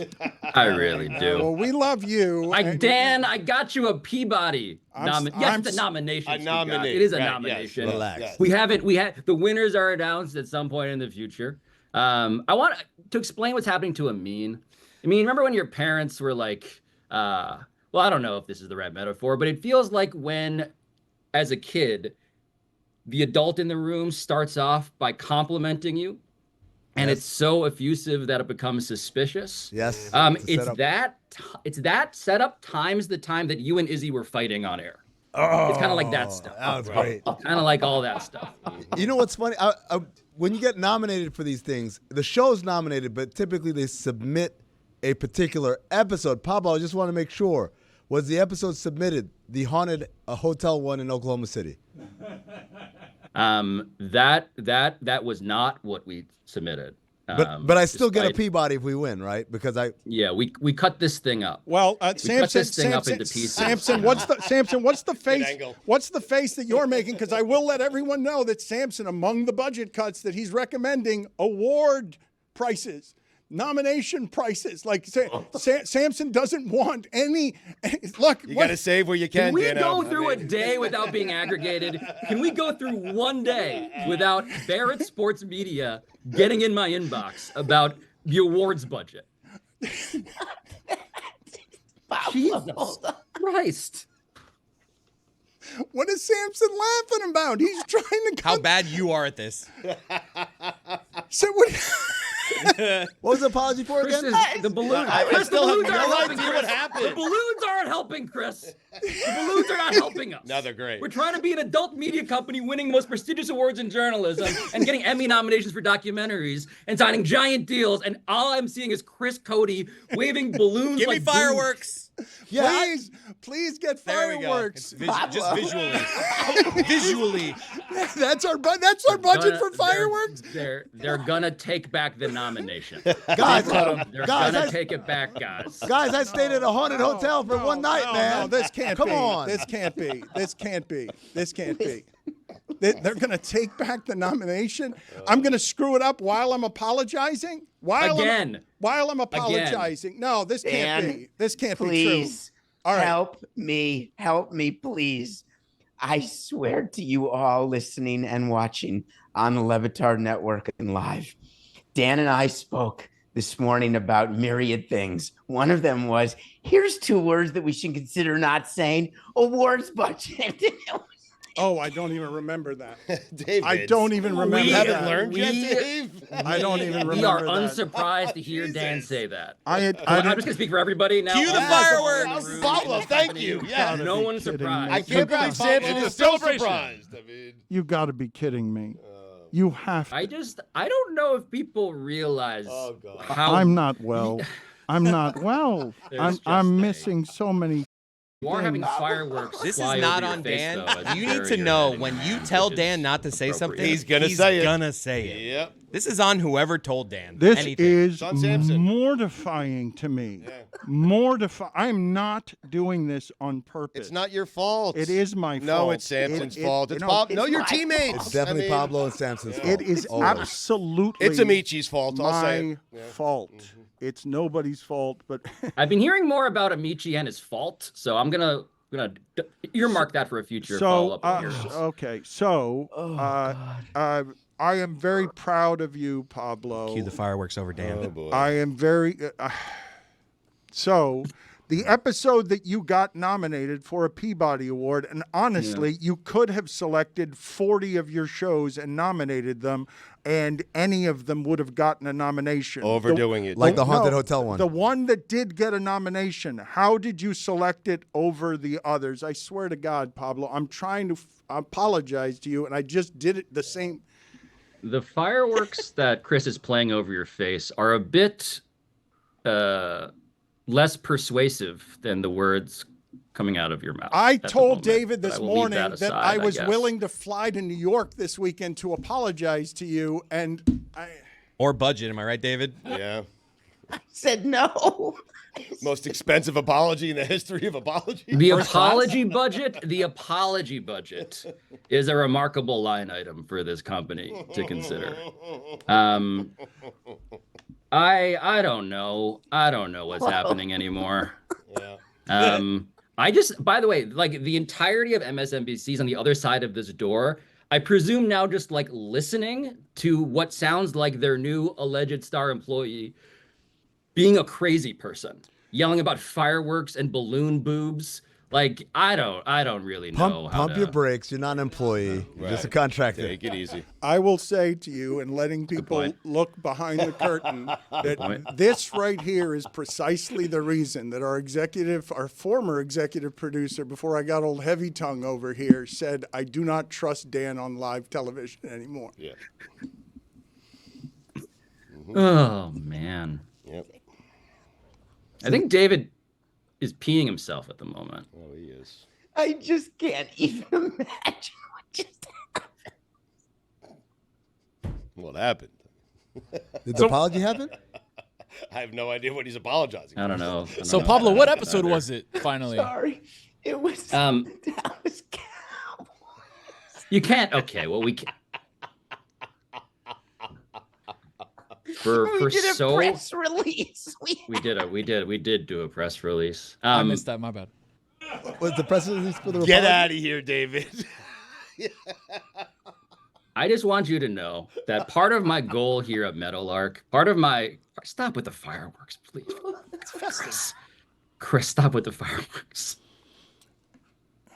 One of my goals is to get Tony to listen to an episode of my show.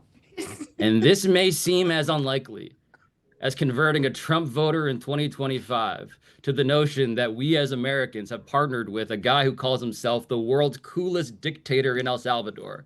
It may be as unlikely as that very proposition, but I'm going to try. I'm really going to try. Tony, watch the Haunted Hotel one. It's Okay, awesome. I was gonna say, It's if awesome. Amin's on that one, I'll Yeah. watch. But if you tell me the one that got nominated for a Peabody, I'll check it out. Right. I think it was that one. Oh, is that one? Okay, excellent. It wasn't that one. Send me the link, Guys, it Pablo. wasn't that All one. right. Wasn't that one? But it could have been, according to Dan. 40 of them.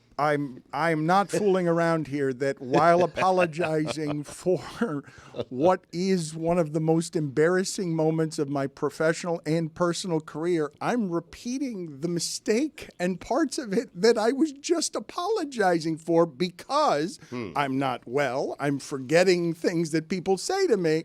And I have David Samson is laughing to keep from crying because he has not been able to protect me he's crying. from myself. He's lost that battle. He's lost all the battles you've mentioned. Crying, you versus you. Every one of them. Just a series of defeats. So how is it that this was nominated over other things? Because I imagine on what is an extraordinary podcast, unlike any other in the space, not just sports space, the podcast space, doing important journalism, you had a top 5 or top 10 list, and it was hard to get it down to one. Yeah, look, the whole thesis of what we're doing at Meadowlark, by the way, the whole reason I do my show is because I believe that sports is a way into really genuinely entertaining and nourishing stories. Like my whole thing, as I've said to Dan many times, is that I want to melt some cheese on broccoli, right? Like I'm not just trying to scold you and shame you into caring about something. I want to tell you a story. And so the story we picked is the episode in which we sent one of our correspondents to a supermax prison in Texas to meet a guy on death row to talk about how at an alarming and frankly insane and eye-opening rate, people who are about to be executed in Texas shout out the Dallas Cowboys. They shout out their favorite sports teams. And so this was an episode in which we went inside a supermax prison, went inside death row to talk about what it's like to be in a fantasy football league. What's it like to care about the most popular American thing? What's it like to be able to laugh about what it's like to be a Cowboys fan? What it's like to actually consider, as this man we interviewed, Charles Flores, told us, what it's like to consider your Dallas Cowboys fandom in some ways even sadder than the fact that you've been fighting for your innocence for 25 years on death row, right? Like there is absurdity and laughter and actual news you could use about capital punishment in there. And no one else is doing it like this company, man. Look at the pride I have, the authentic fireworks I want to set off here, are that you look at this list of nominees, and it was shocking when we got it. It's that it's a bunch of enormous companies with all the pedigrees and the awards already. And then it's this company with these people who can't even apologize right for an apology they attempted to do, also in that room. It's kind of amazing. And nothing personal to all of it. And also not that, but sure, let's just throw some stuff in at the end. Yeah, also that. So he's apologizing for, I don't know. Question mark? I mean, where do I start? Where do I start? Do you apologize for today? You can start with the time you thought I worked at the Clevelander. Let's start there and work our way up. This is so That's much a good worse. episode. This is so Yes, much that's worse. a good episode. This is so much worse. All right, I'm sorry, Pablo. Zaslow, do you have congratulations? I'm super proud of you for Cue the fireworks. For merely a nomination. It's not yet Does a it prize. work when the EP says aloud cue the fireworks? Is that part of the... Can you? But you didn't really answer my question of what finished second place to that one. Like what among, because it must have been hard to pare down your list. You're doing really good, comprehensive work that podcast in sports, it's unseen. Oh, no one's trying, dude, no one's trying to do this. And by the way, this is the argument I always have behind the scenes now increasingly about degree of difficulty, what it takes. You guys, we're a company that hires journalists to do work like this. at a time when everybody's running away from it. And so the follow-up, or the runner-up episodes. Sorry, someone's knocking at the door. Can I just take this? I actually don't know who this is. Is it Joe? I bet you. Let's see who it is. Let's Hold see on, if it's let's all. find out. Let's see if it's Scarborough. Let it be Joe. What? Please let it be Omika. Please let it be. Or his boss who's No. firing him. Yes. I mean, Stop talking Hold on, about. lay out here. Stop talking. I'm just taking a work call. Shh. Okay. Yeah. Okay, absolutely. Yep, very good. Wasn't Joe. I got kicked out of the room, so I gotta go. Cue the fireworks. All right. What was second place? What finished second place? I don't know. Subscribe and find out. God Pablo, damn it. Pablo, Bye. one more question, Pablo. Have you ever done an episode? Oh, come on. It's too bad. What were you gonna ask? If he's ever done an episode on helping a friend get tickets. Zaz, I thought you'd never ask. My man. Game time.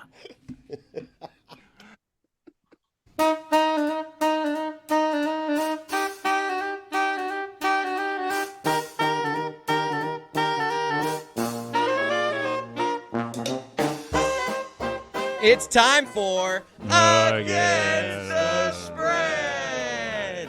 And it's brought to you by our friends at DraftKings. DraftKings, the crown is yours. Roy, what do we got? Big one tonight, Carolina Hurricanes, Montreal Canadiens. The Canadiens can clinch a playoff spot with 1 point. If they lose in regulation and Columbus wins tomorrow in regulation, then Columbus makes the playoffs. So this is a big game for Montreal. Carolina has nothing to play for. Now, Montreal has won 8 straight games against the East, and Carolina has failed to cover the puck line in the last 8 games against the Atlantic Division. So I got the Canadiens winning this one.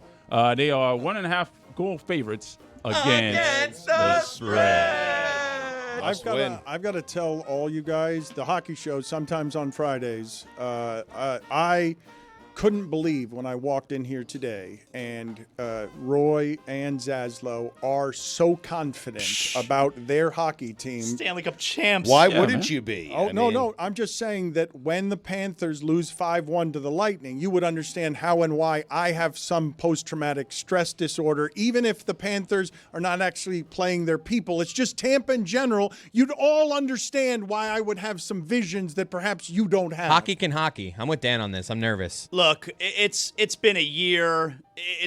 They can come get that ass took. All right, let's go. Yeah, man. Tony, bring the baton now. Bring us home. Big one tonight in the association, the Miami Heat versus the Chicago Bulls tonight.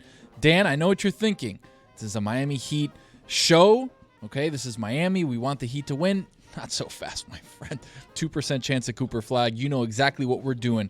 We're betting with the Miami Heat. Why? Reverse jinx. If I put money on them, they're going to lose. Like it. All of a sudden, that pick'em spread becomes a lot larger. I'm going to take the Miami Heat +1. My man. Bulls have been feisty, by the see way. what I you mean, did there. Giddy has been incredible. Colby White, Bazilis, very good. I'm going to go Miami Heat +1. I mean, are the against Bulls spread. indeed very good? They put 150 up on the Lakers. Giddy was at the good. Lakers. Giddy was good. I would say they're younger and more fun than the Heat. This is the most optimistic Chicago has been in years in terms of like, oh, now it looks like we have the makings of something that can grow into something a little bit more. They're fun to watch. They play up and down. Kobe White, what a story about him, because remember, he was in the doghouse when Billy Donovan first came in. They didn't want him. They put him out to pasture. But then through injuries and his own improvement, he won back his spot. And now I think Billy Donovan's one of his favorite guards. So Chicago, believe it or not, the feel-good story. If you want something new and exciting, you root for Chicago against Miami tonight. But Dan, I just want to say one more thing about last night. Walking into that building and seeing all the chairs with the gold shirts on it, and then watching Orlando and Atlanta, everyone had the blue shirts on. God, this is the best time of year, ain't it? Oh, my God. It's like all that other bull about, like, load management, blah, blah, blah. It's done. We're back. Now we're back, baby. Our basketball is at a high level. Everyone's going crazy. When Steph Curry hit that last three and just walked down the court, looking dead at the camera, everyone lost their mind. I was like, oh, my God, the NBA is back. All right, but it's not bullshit, though, because the NBA last night is showing you they're a good product when the players try. Like, it's not bullshit. Well, when they play. Okay, you guys are saying that, and I understand your love of basketball. I love it too, but please do not bring Orlando, Atlanta around here as if I have just the colors. Hold on. You didn't like Paolo Banchero last night taking over? Trae Young, frustrated, gets ejected? Yes. Dan, you're rooting for a Pacers-Clippers That final. that is true. You are rooting for that. Trae Young gave me some of the content I need there. Orlando and Atlanta playing games that I can hide on NBA TV and not have to worry about them mattering in 6 weeks or not. I've been watching those for – look, Trae Young is that frustrated because he's been playing in many of those games for Atlanta. One of my favorite pastimes, I'm sure Tony shares this with me, is which one of these series is going to be the NBA TV series? Yes. I'm going to tell you right now, Cleveland, Atlanta, book it. Yeah. Cleveland, Atlanta, straight to NBA TV. That's right, yeah. You're assuming Atlanta's going to win that. Yeah, against Chicago or Miami. Really? Yeah. I'm not impressed. I mean, look, Trae Young is that frustrated because it's been frustrating to beat Trae Young since he left Madison Square Garden in the playoffs, and he's frustrating. His trade value, like what happened last night with Trae Young, immature, unprofessional, ridiculous, and not at all surprising. He's been a Hawk for a long time, and the Hawks have been the Hawks for a long time. Yeah, I mean, I think it's always chicken and the egg, right? Are the Hawks because of Trae Young, or is Trae Young suffering because the Hawks are the Hawks?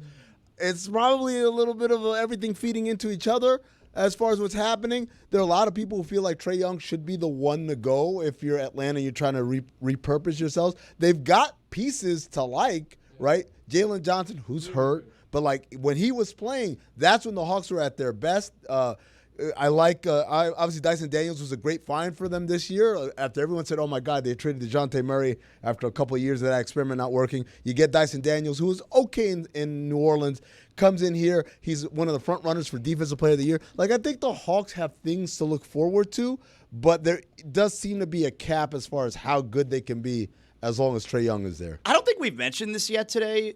Golden State and Memphis last night, great game. Has there ever been a more anticlimactic finish? Oh, no. Look, in the building, it was amazing, dude. Oh, it on was television, it was brutal. Brutal. Well, 5 seconds. The 5-second count was Come You know what's on. crazy? All my friends in the group text said, that felt like faster than 5 seconds. And I sat next to Nate Duncan, and we timed it. We literally put the timer on. What was it? And it was like six and change. The get dude, the ball in, and man. didn't even look like he was about to pass it in. Maybe he didn't know. Does he think you just get all the time you want to throw it in? And Curry was on ball, too. So it's not like they have posts. It's not like they have a 7-footer. It's Curry trying to do his best. And Aldana's here I'm good. I mean, what are we doing with the Rockets where the Warriors are minus 190 to win that series? Stu. So, Stugotz, this is what's happening here. On the one hand, the Rockets, great season, tough defensive team, very physical, and of all the players in the NBA who have had to guard Steph Curry this year, I think Thompson has done perhaps the best job. He's just exact in terms of size, in terms of defense and IQ and all that stuff. But first time at the rodeo, and you know what happens at the first time at the rodeo, Stugotz? The bull rides the horns or something like that. I don't know. Nailed it. That's what happened. What yeah. was that? His He's first right. rodeo. What He's never was been to that? a It's his first rodeo. How was that a way to dismount on the segment? I've never been to a rodeo. We've talked a lot today about tickets. Zaslo's trying to go to Pearl Jam.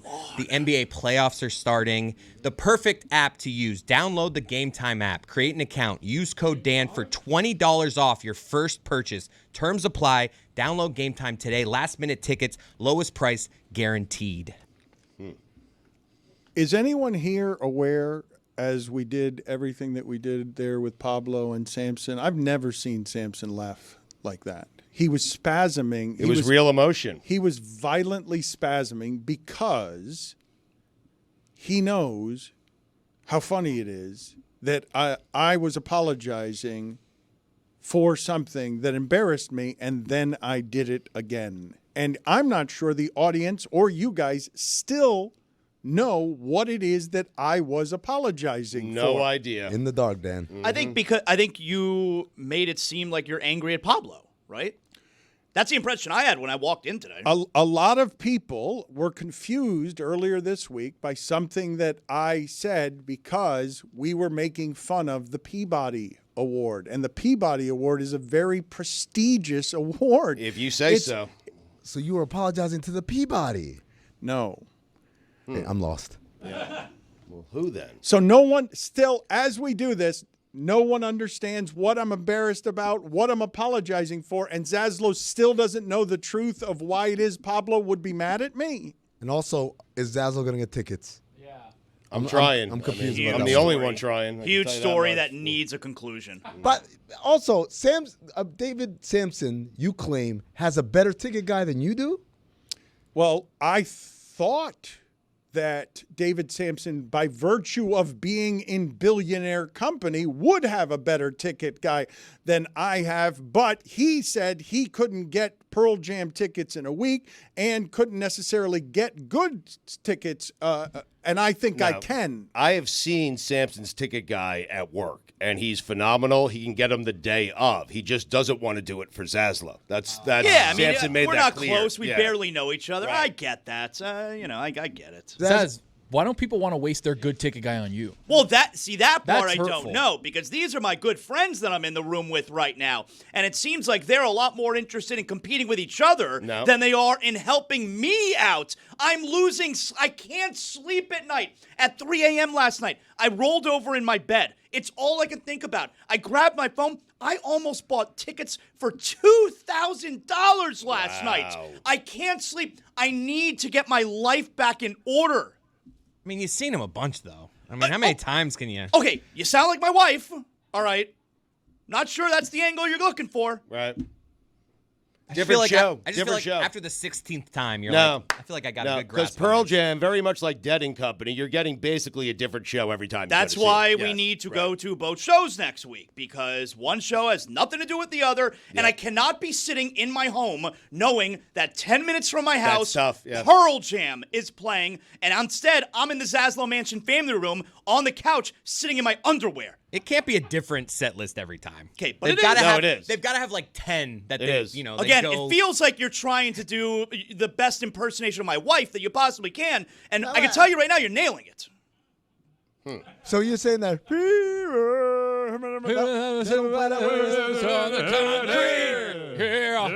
mean, I don't know who that is.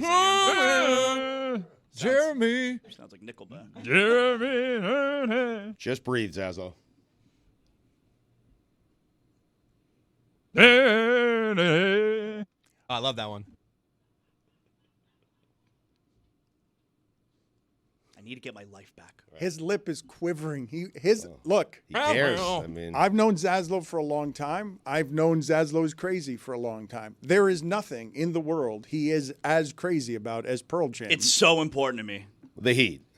It's so important to me, and I'm super stressed at the idea that I don't have tickets to these shows next week because I am trying so hard. Zaz, I give you the option of either lifetime tickets, great seats I like this question. to Pearl Jam. Go on. Or you on the broadcast for Miami Heat 4 in a row championships, the first since the Celtics all the way back in the 60s. Okay, but I was on the broadcast for 2 Heat championships. No, I'm saying 4 in a row. I'm a 2-time champion broadcaster. I'm saying 4 in a row. Hit 4 it, in a please. row. Thank you. Thank you. On the broadcast for 4 in a row, back to back to back to back, like the Fred McGriff baseball, right? Or, well said. Thank you. I knew exactly what he was I saying. did too, but he had to throw in Fred McGriff after blah, blah, blah. He sounded like Eddie Vedder. Back to back to back AAU championship. There you go. Fraud Or McGriff. Lifetime. Crime dog. Lifetime Pearl Jam, great seats, not like front row, but great seats. Any venue in the world. That. Wow. What about 5 Heat championships in a row? But I already have 2. I mean, Okay, what about- I mean, you're doing this very poorly. I'm going to have to stop you for a number of different reasons, including that you're doing this very poorly. So just Am I? don't. Yes, Oh, wow. yes, you Wow. are. Minor penalty, 2 minutes, rambling. The question is, Zaslow, who do you love more, Pearl Jam or the Heat? Say it, Zaslow. You know the I love answer. Pearl Jam more. Yeah. I Wow. love Pearl Jam more. It's okay. Holy sh! Pearl Jam more. You feel good? You feel better? I feel okay about it. Right. Doesn't mean I don't love the Heat. I love Pearl Jam more. Yep. That's not what I said. I know you do. 2-time champion broadcaster. Okay, I can love other things as well in my life. My love is not exclusive to one thing. I can't believe that. Pearl Jam or wife? Well, see, I mean, now Take it easy, you're Zaslow. Take it laying easy. out No, I care about you, Take man. it easy. really tough scenario. I don't know why you put him in that position. Does she watch this? Answer.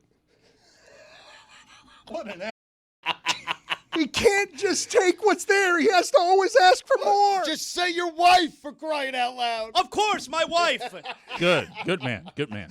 The better way to ask that question is, who do you like better, the Heat or your wife? Because then he can just... Like a little tournament to get to Pearl Jam? Yes, a Brackets. play-in game. Build up, a play-in.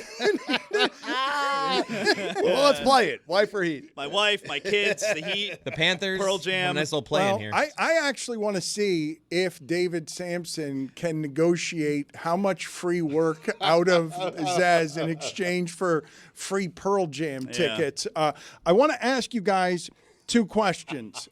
One starts with last segment. Hope my wife's not listening. She's not. I assure you, she's not. Right. The last segment, okay, Roy and Zaz, I wanted to carry us into hockey playoffs. Here they come.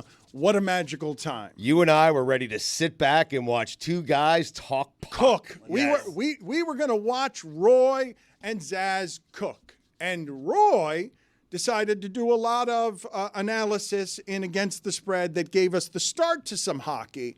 But all Zaslow gave us while I was trying to get, let's Panthers Lightning, they hate each other, let's see what we could get there. I felt off of my partner of 20 years here that Stugotz felt the same thing that I did, which is we were tossing a lob to Zaslow and we were going to watch the boys. We were going to watch the boys work for a while. And then both Stugotz and I got confused by get that ass took. Yeah. As analysis. As analysis. Yeah. It's just like. And then we had to come back to the mic. I wasn't expecting to come back. The hockey show sometimes on Friday, like they break it down and they'll explain to you what's happening between Tampa and Florida. But get that ass took was not helpful. It just wasn't helpful. That's right. It's been a full year since the Panthers met up with the Tampa Bay Lightning in the playoffs. It's time we take that ass again. Yep. Yeah. That's what's on tap. Lightning, Panthers, playoffs. Let's take that ass. Who doesn't understand what that means? Ain't nobody scared of the Lightning, man. World Roar 3. Or no, 4, right? Which one is it? 4. Yeah, It's 4. Yeah. We got him. Again, the taking of the ass. Why take it? You know exactly what he means. Why not take it? They're not going to give it to you. It's not analysis. It's You have to take it. anal Roy, right? asses. I'd rather kick it. Kick that ass, not take it. The Panthers and the Lightning are in front of me, and somebody, and in this case it was you, says, what's going to happen? Sometimes less is more. Panthers going to take that ass. Yeah. I'm with Zaz on this. You take that ass. Yeah. But we wanted more. I mean, No. When you take that ass, thereby Tell me own Roy. it. And I'll tell you what Own that else. ass now. I'll tell you what else. I saw a post on Twitter yesterday Thank you. how the Toronto Maple Leafs, that they won the division. Guess what? It's been 2 years, and that's 2 years too long. Could take that ass too. Ah, we're taking two asses. Two asses. Cutting it up. I remember when Tampa was the ass taker. That was a long time ago, Dan. Wasn't that Kucherov took our ass. Wasn't that long ago? So Wasn't is that long ago? Is the ass they're taking now, are they taking their own ass back, or is that a new ass? They're claiming that no ass was taken last night, that it was just 5-1 Tampa, and it doesn't matter. We played half the squad. We're playing guys I never even heard of. Yeah. Doesn't matter. Understood. It's still Tampa. So? But there's no ass We're reclamation. the Panthers, baby. I don't know if you paid attention the last 2 years in the postseason. I think their ass. once you take the ass, it's yours. I mean, I recall the last 2 postseasons. What happened? Panthers taking that ass is what I recall. That's what I'm talking about. So after they took the ass, was a new ass came out and they took that ass too? Or? Yeah, I mean, you see, you can't play without an ass. Like a lizard tail. Yeah. And they're going to meet again this weekend in Tampa. Look, series starts in Tampa. That's okay because you know what's going to happen anyway. You take that ass. Yeah. I can't believe I'm sitting in the middle of a market where I just saw our resident legend radio hockey people have the back and forth efficient exchange of Tampa. So? What do you mean Tampa so? That's right. Tampa's been a haunt They've been a haunting franchise that made you completely change everything that you were doing blueprint-wise because they've owned Florida for the last 7 years. Dan, I think we're wrong on this. I mean, the Panthers just won a Stanley Cup. I mean, Their they should be time max confident right now. Done. Yes. You understand you understand how I'm watching basketball and everyone still hears, I don't know about LeBron. I don't know about Steph. And both of you are like, Tampa so. You can't look at me in the face, see what this franchise has done for 30 years, and go Tampa so. I bet you That's Zaslow can. gone, playa. No. You know how I can? I hit Stugotz. Ask me right now. Pose the question. Tampa, Panthers, what do you think? Go ahead. Go ahead. Right. I'll play it out for you again. Well, Maybe you missed it. Look Dan in the face, okay? Yeah. Look him right in the eyes, Wow. okay? Wow. Lightning, Panthers, what do you think? Look at this face while I tell this to you. Okay, because I don't want there to be any kind of confusion. You look me right in the eye. Panthers are going to take that ass, man. Dan, Worried about He looked you Tampa right in Bay the eye. Lightning. I mean, Dan, I'm looking you right at the eye right now. oh, Go wow, this is serious. You want the smoke, Roy? Go on. Yeah.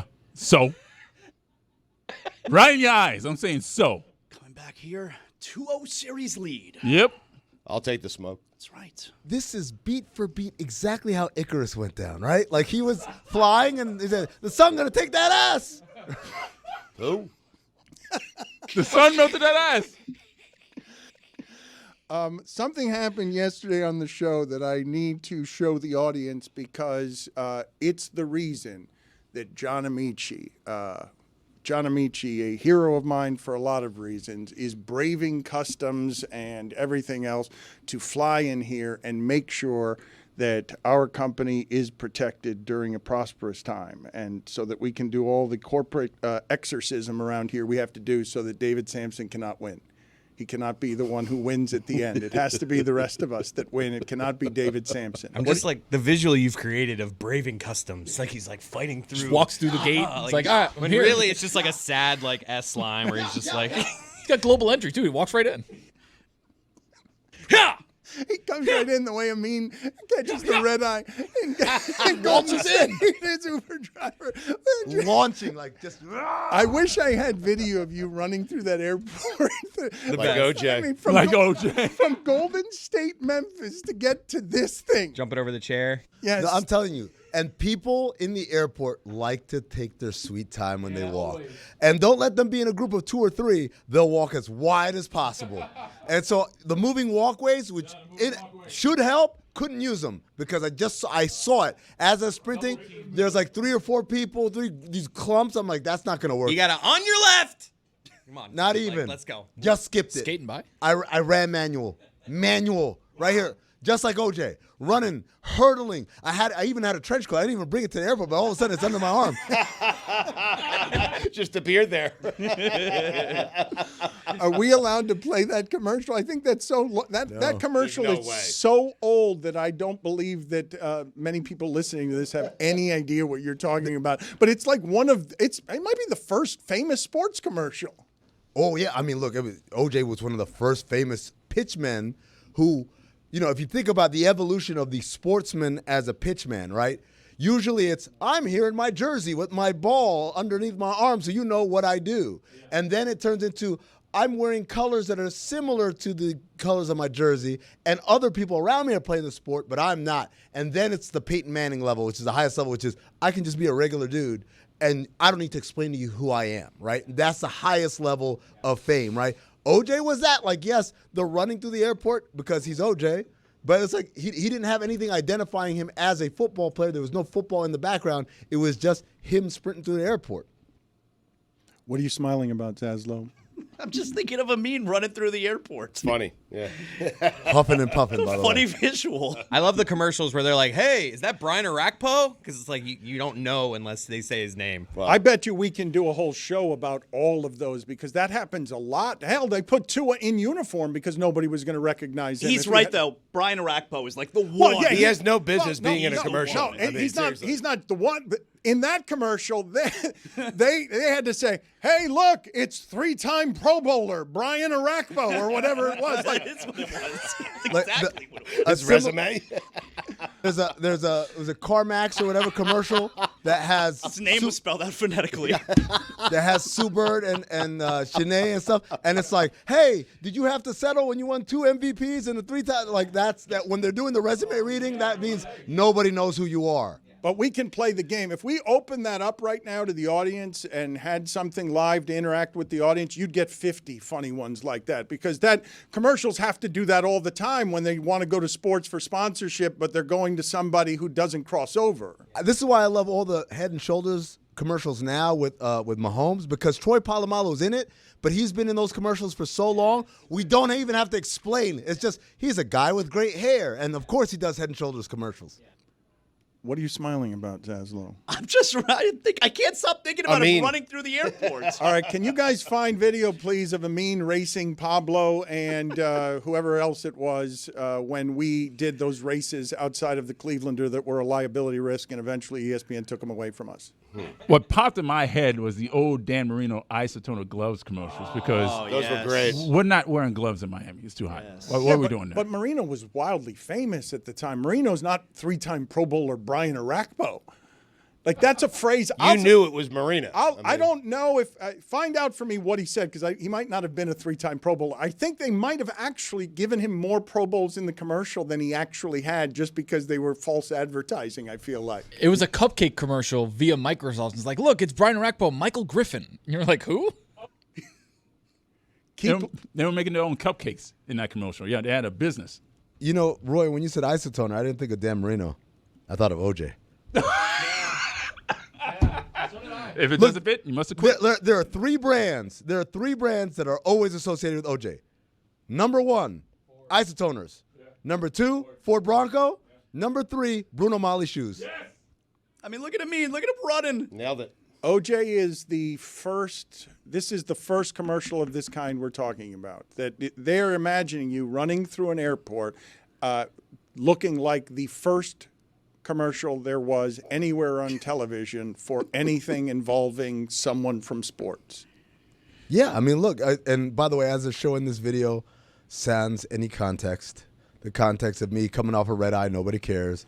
The context of me wearing Jordan 5s, nobody cares. Well, and yeah, like there's heavy shoes, sweats and stuff. Billy's wearing not 90s ass shorts, but like some modern stuff. Billy, former D1 athlete. Also, I cooked Pablo, but no one ever seems to mention that Pablo came in 3rd in that race. And then Chris came, and I won't lie, I was kind of blown away by how fast Chris was. At what point during the running through the airport did you text the Uber driver and let him know that you got there? After I got on the plane. When you were sitting, right? I had to say, right, I don't want to catch your breath, right? If I text him and then I don't catch the flight, now I feel like an idiot. So I had to make sure it was confirmed. I'm on the plane. You don't want to look stupid in front of the Uber. No. And you don't want to jinx it, right? I found some audio here of one of these Orakpo commercials. You said you'd get me on the field. I did get you on the field. You are Brian Orakpo, all-pro linebacker. Surely you could do better than this.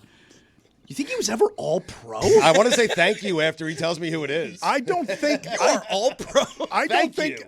Please look up whether he was actually an all-pro. All-pro? Oh, he had to be. I felt like I thought the reason I'm remembering a commercial from 20 years ago is because they also got it wrong.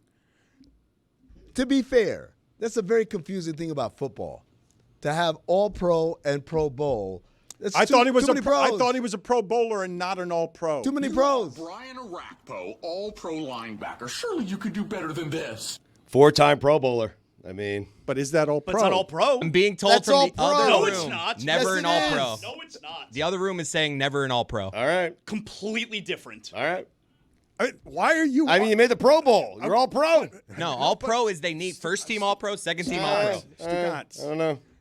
Pro Bowlers, you Debatable. can be like the 7th replacement. I'm gonna stick up for Stugotz on this one. Thank you. That's football's fault. Right. Why are you naming things the same thing? Yep. They're 2 different awards. Thank Have you, 2 man. different names. Mm-hmm. They should have said Pro Bowler. They're wrong. That's correct. This is the part I'm getting to. I'm not sure. I don't understand why everybody. Stugotz is still don't know. And I'm like, no. The reason that it's funny is not merely because Andrew Luck is over enunciating introducing to an audience, here's this person with a funny name. That's not Andrew Luck. That was a caveman. No, I'm joking. Oh, okay. You said you'd get me on the field. I did get you on the field. You are Brian Orakpo, all-pro linebacker. Thank you. Not thank you, Stugotz. He's not an all-pro. It's also wrong. So it's not merely that they're introducing him to the audience to sell something. They're doing so incorrectly. It's the reason that I remember that commercial. But the thing that I was trying to get to here with the rest of you is I legitimately feel bad for Mike Ryan, who has left the show in disgrace today because he went viral yesterday the way that he went viral. I need to jump in real fast. I just got a text from David Sampson, and I hope this is meant for air. I got Zaz Pearl Jam tickets, texted Dan, need answer ASAP, total rush job. Oh. Am I telling David yes? Or are we working on better Did he get tickets? him 2 for each night? I'll follow Well, up. let's get David back on to negotiate free work from Zaslow on behalf of the company, if indeed this is something that he can execute. I don't think people understand what a hard thing David Sampson just did. Wow. Like that, this is difficult. Look, locally, Pearl Jam does not play. Never. Like and Pearl Jam is at the end of this, and my wife and I have gone and seen Pearl Jam. I'm excited that you're going. We don't think they're going to play very much anymore. And Zaslow cares about Pearl Jam more than I know. You see this sweatshirt I'm wearing? It says Pearl Jam on it. That's what it says. Stugotz a successful reader. Zaz for the audio audience. In case the audience didn't know, yes, Dan, you know. Zaz a successive wearer of Pearl Jam. You have much Pearl Jam gear? I have much Pearl Jam gear. Well, we got to negotiate on air then, right? The thing that I was beginning to say about the things happening at our company, because Samson's getting more and more power, and we've got to be careful about that. Well, you have to. Everybody needs to be. Everybody needs to be. Because, what are you giving me the thumbs up I'm seeing about? Samson in my Zoom screen right now, so he's here. Okay. I'm telling you, Samson got you I'm just telling you. Oh, what look he at did. that Punham. Look at that. He got you 2 tickets each night. They're probably last row tickets. That's not what you want, Zaz. So, can you do better? I'm trying. Are you? I have not yet begun to try, but I'm guessing that I could. Well, what's better? I don't know what. Well, let's see what Samson got. But let's negotiate this. Let's watch Samson in negotiation. But before I do that, because I just do want to get to the thing I was saying, I feel bad because Mike Ryan left the show. I don't know why he left the show today, but there was shame involved for him yesterday in going viral in a costume. And one of the reasons that John Amici is here wrestling David Sampson to make sure that our company is run correctly so that everybody feels cared for is at least in part because we're trying to make the show better than it has been, and because costumes around here are not something that anyone will wear, even though a bunch of people own a bunch of different punishments and our customers want costumes. And yesterday, by accident, Mike Ryan wearing a costume went viral, which is my favorite thing. I think we should give bonuses, David, when anybody goes viral wearing a costume. But it wasn't as he intended. He was just wearing a ridiculous shirt. And so what ended up happening is he comes after Ryan Clark, and Ryan Clark got some information wrong. Mike sounded pompous, but Mike was also right. But Mike was wearing a ridiculous shirt. So can you guys put up, please, the video of, the picture of the shirt that Mike Ryan was wearing? Yeah, and so you guys... Yeah. He deserves it, whatever he's getting. Yeah, but you guys can see why that would be embarrassing. That's well said, Zaz. Yep.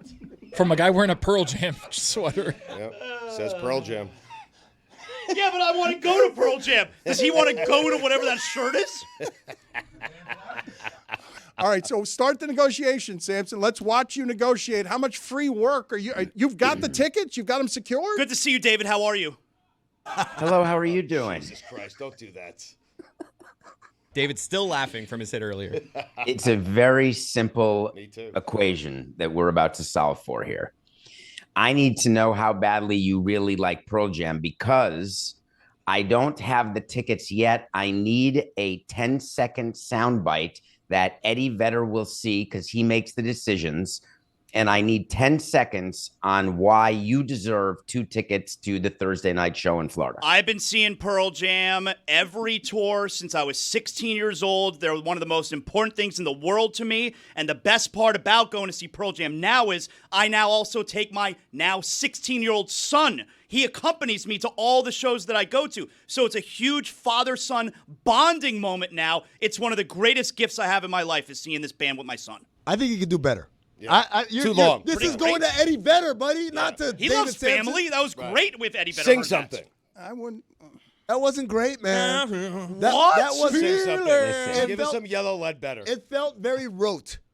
I need you Wow. to tap into emotion. I need you to get emotional. I need you to, that father-son bond, I need you to really bring it to the surface and also a little musicality to it, too. Listen. Look at this face right here. Can the camera get on me, please? Not on a mean. Look at me. Look at this face. This is a tired face right here. This is a face that is stressed. This is not a healthy face right now. And the reason that this face looks like this right now is because this has consumed my life. I need to see Pearl Jam in my home city. I live just 10 minutes away from the Hard Rock Live, and I'm going to be sitting in my home on my couch in my underwear while Pearl Jam is playing the Hard Rock Live. I need to be at this show. Yeah. Too long. We're going to have to take 3 with a couple rules. 1, Sing. no mention of skivvies. Let's start with that. What's a skivvy? Eddie's not interested in your undies. Put it on the poll at Le Batard Show. Have you ever heard anyone refer to underwear as skivvies at Le Batard Show? Only on TV. What you want him to try a third time? What are these like? I appreciate that you're treating him like a trained monkey here, but I would like for you guys to actually negotiate. No, but David is saying this video is going to help David secure the ticket, so he needs it to be good. Thank you, Listen, Stu. I didn't will realize we need a translator. I will hit on something that will really tug on David's heartstrings here. Okay? Zaz, if I may, here's the problem. You're delivering it as a radio professional, which means you have a great direct voice. It's clear, it's strong, but right now, you're begging, buddy. Well, and you I don't think it's not nice. It's not right for me to grovel. Well, you got to grovel. It's Eddie Vedder. No, I have self-respect. All right, I'm not going to grovel. I'm not going to grovel here. But all right, then don't go to the show. But something that you've been groveling. Yeah, You come in here today. Use our platform to grovel. Well, I mean, that's your interpretation. But I will say something that will tug at David's heartstrings here. I already told you. Some people work for food. Okay. I will work for Pearl Jam tickets. That's right. I'm here. Actually, I'm here tomorrow, but I could also come on Friday. I work the rest of the week, David. I know how much you love saving money. I've seen it firsthand. Been a Marlin fan since 1993. I know how much you love saving money. You're not trying to convince David, though. What do you mean I'm not trying to convince Eddie. David? Of course Talk I to am. Eddie. Okay, Eddie Zaz. Vedder doesn't care about my time with the Marlins. Now, Zaz, let me tell you right now, the tone you hit right there, excellent. That's where I want you to be. Stay right there. Oh, but wait now a minute. the content has to be. I mean, you're right to coach him this way, but if we were to test sort of how Zaslow feels about things, however much he loves Pearl Jam, is how much he hates David Samson saving money on the Marlins. But the point is that David brought up, it's like you're not supposed to impress David. You're impressing Eddie Vedder. So talking about the Marlins, Eddie Vedder's like, I don't give a about the Marlins. He gives a shit about Pearl Jam. So use that tone, but talk about Pearl Jam. Bring back the Sun element. I really like that family vibe. yeah. Do that, but with that same tone. he's missing something, though. What's he missing? He has something. He has a ace in his back pocket that he hasn't played. He hasn't thought of it yet. He's got his own name in a Pearl Jam song done by this show that he could also put out and be like, listen to this. That's true. I'm so Pearl Jam. My name is the part of the song. That's true. That's true. Mm-hmm. Ed. And feel free to mention, Zaz, if you don't mind, that you did not get what you're wearing for free. That's right. Yeah, you pay for your merch, and they get a better cut. Yeah. They get a better cut on the merch than they do on the show tickets. Okay. So that's good. Tell them everything. All right. Listen, I'm looking straight at you, Eddie Vedder, and your bandmates. I've Wrong camera. Okay, there we go. Ed, I'm looking straight at you, Ed, as you could tell by me looking right at the camera. Okay, I would never look at the opposite camera. I would never look at the wrong one. I'm looking right at you. I love your band so much. You have given me some of the greatest nights of my life since I was a young Jonathan Zaslow, since I was a young man trying to figure out who I am in this world, okay? You helped me discover who I am. And then, as I got older, I had children. and I now get to take my teenage boys to the shows with me. It's a family affair, Eddie, all right? And the idea that I would miss this time with my family and you, we're all part of it together. We're all a family. I gotta be there to see you at the Hard Rock Live next week to complete our family. We need to be together. And I paid for this right here, this merch, with my hard-earned money. Mm-hmm. That's right. Excellent. I work so that I could also buy merchandise.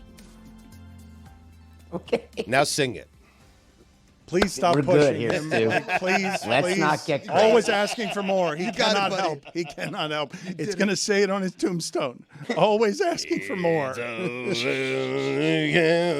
I don't understand. Before we get to Zaslow, very nervous. This is what I don't understand. Perhaps our crack training team here will explain to me what happened. Please explain to me how in the other room Tony wants to throw it to a song and surprises an executive producer with a thick song who's still looking for it because they didn't coordinate to play that song like producers would as Tony was talking about it. John Zaslow, how you love that catchphrase. Bad news for opposing teams in the AAA.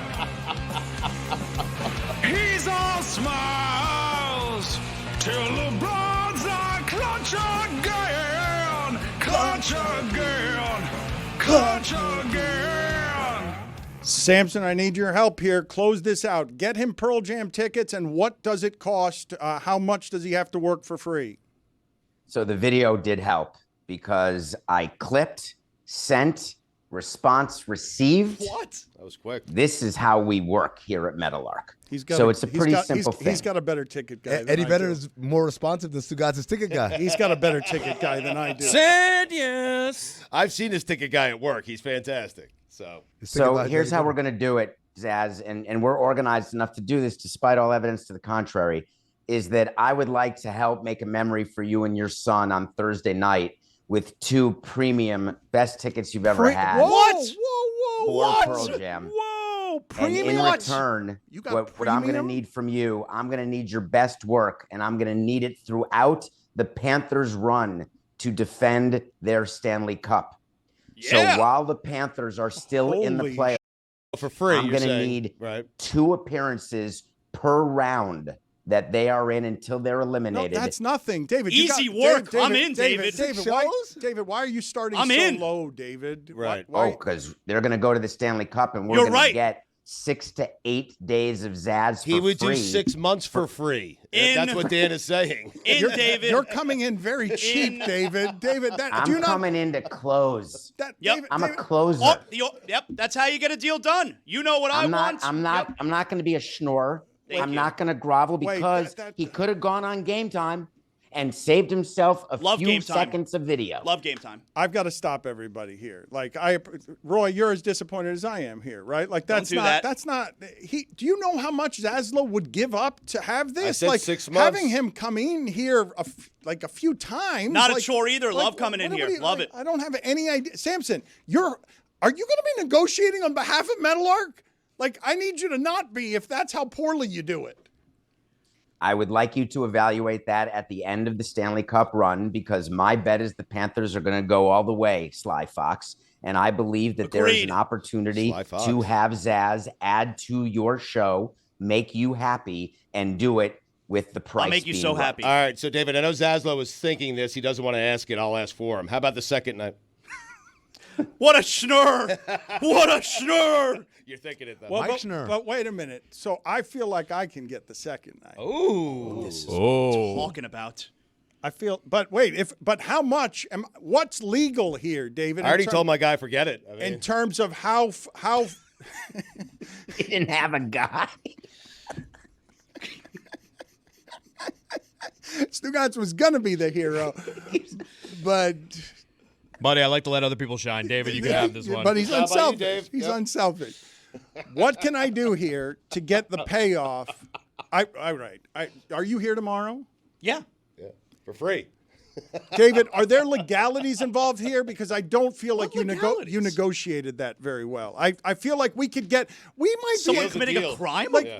Well, I just feel like I'm just stunned that David came in so low on something that he got when the return he could have gotten is free work from an employee. Maybe he appreciates that I'm a nice boy. We are getting free work for what I perceive to be the chance of 8 extra days plus Friday. So that's But 9. David, we're telling you, Dan and I know Zaslow. He would have done 8 months, is what we're telling you. Zaslow would work for free for a year for this company in exchange for what you're offering him. Well, Panthers don't play year round. David, they're just calling you Nico Harrison right now. It's just a terrible trade. It's a You understand that defense wins championships? All right, we got to revisit this. Goodbye. My man. I was very frustrated. Video did find, but told me they couldn't instantaneously put up the O.J. Simpson running through an airport commercial at Le Batard Show. There is a generation, right? Put it on the poll. Is there a generation that has no idea, or are there 2 generations that have no idea about the O.J. Simpson running through an airport commercial? I would argue, Chris, do you know that commercial? I'm aware of it. I feel like I'm That's the breakup. youngest. Yeah. Anyone younger than me is probably not aware Juju, of that. where are you on this? Surely Juju remembers the commercial. Where are you on this and airports in general, Juju? Yeah, salute to y'all. Happy to be here. I actually don't remember too much about the O.J. Simpson situation. I know I'm not as old as Roy. You feel me? You know, my boy was born in B.C., but I'm not too familiar with the O.J. situation. But Amin was talking about airports, and trust me, bro, I know that struggle and stress. I'm usually on that side of rushing to the airport more than I am getting there on time.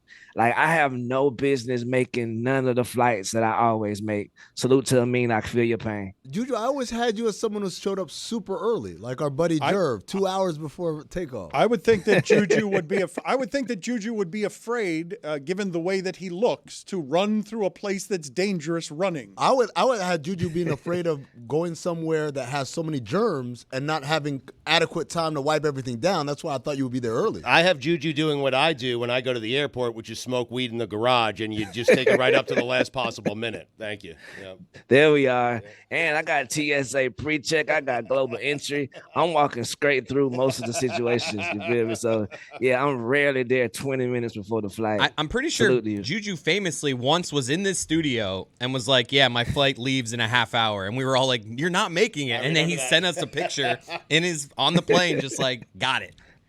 Hell yeah, salute to y'all. I came through.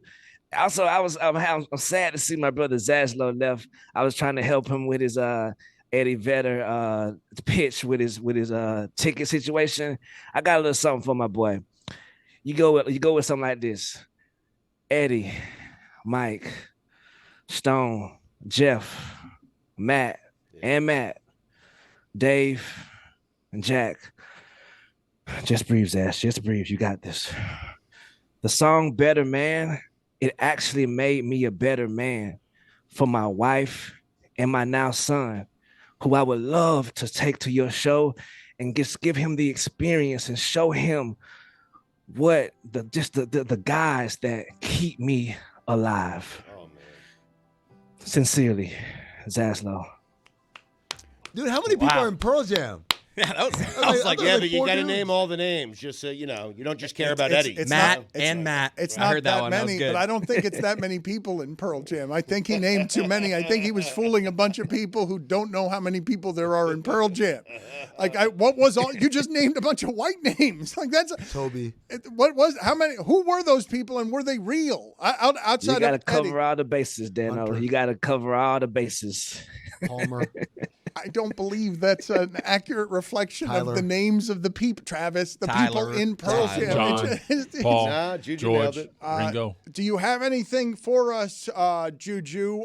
Any thoughts in general? I love how Rich Paul is moving through the space of being LeBron James's consigliere. What are your thoughts there as I see Rich Paul pop up again and again on McAfee as a voice for all things LeBron economy? Dirty bastard. Right. I mean, Joker.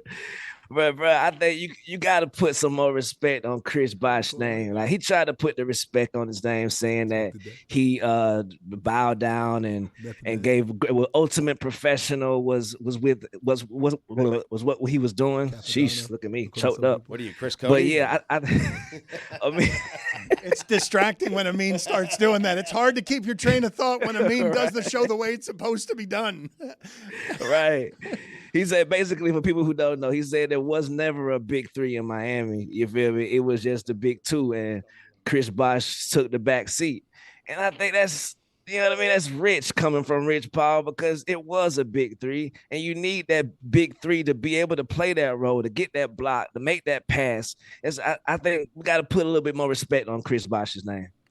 Thank you. Before we get to the polls that we are going to update, Chris, please find me the sound of you stumbling through your words to celebrate each poll. Tony, why are you laughing at Chris Cody just shouting "fuck" as Roy? Why? Explain. It's a fun game watching Chris trying to find. Because he's got a lot of plates being spun, man. He's got a heavy and tongue. I'm eating lunch. He's got a heavy tongue. Like he's in the middle of just shoving food in his face instead of being the executive producer. You want one sound, another sound comes out. I just need him to run the show and not be shoving food in his face. Fat Chris Cody eating sausages all day. Quit fucking doing that. Fat Chris Cody. Congratulations to Jalen Hurts for being voted Time 100 most influential people in the world. One of them, just to change the subject to anything other than that. Thank you, Juju.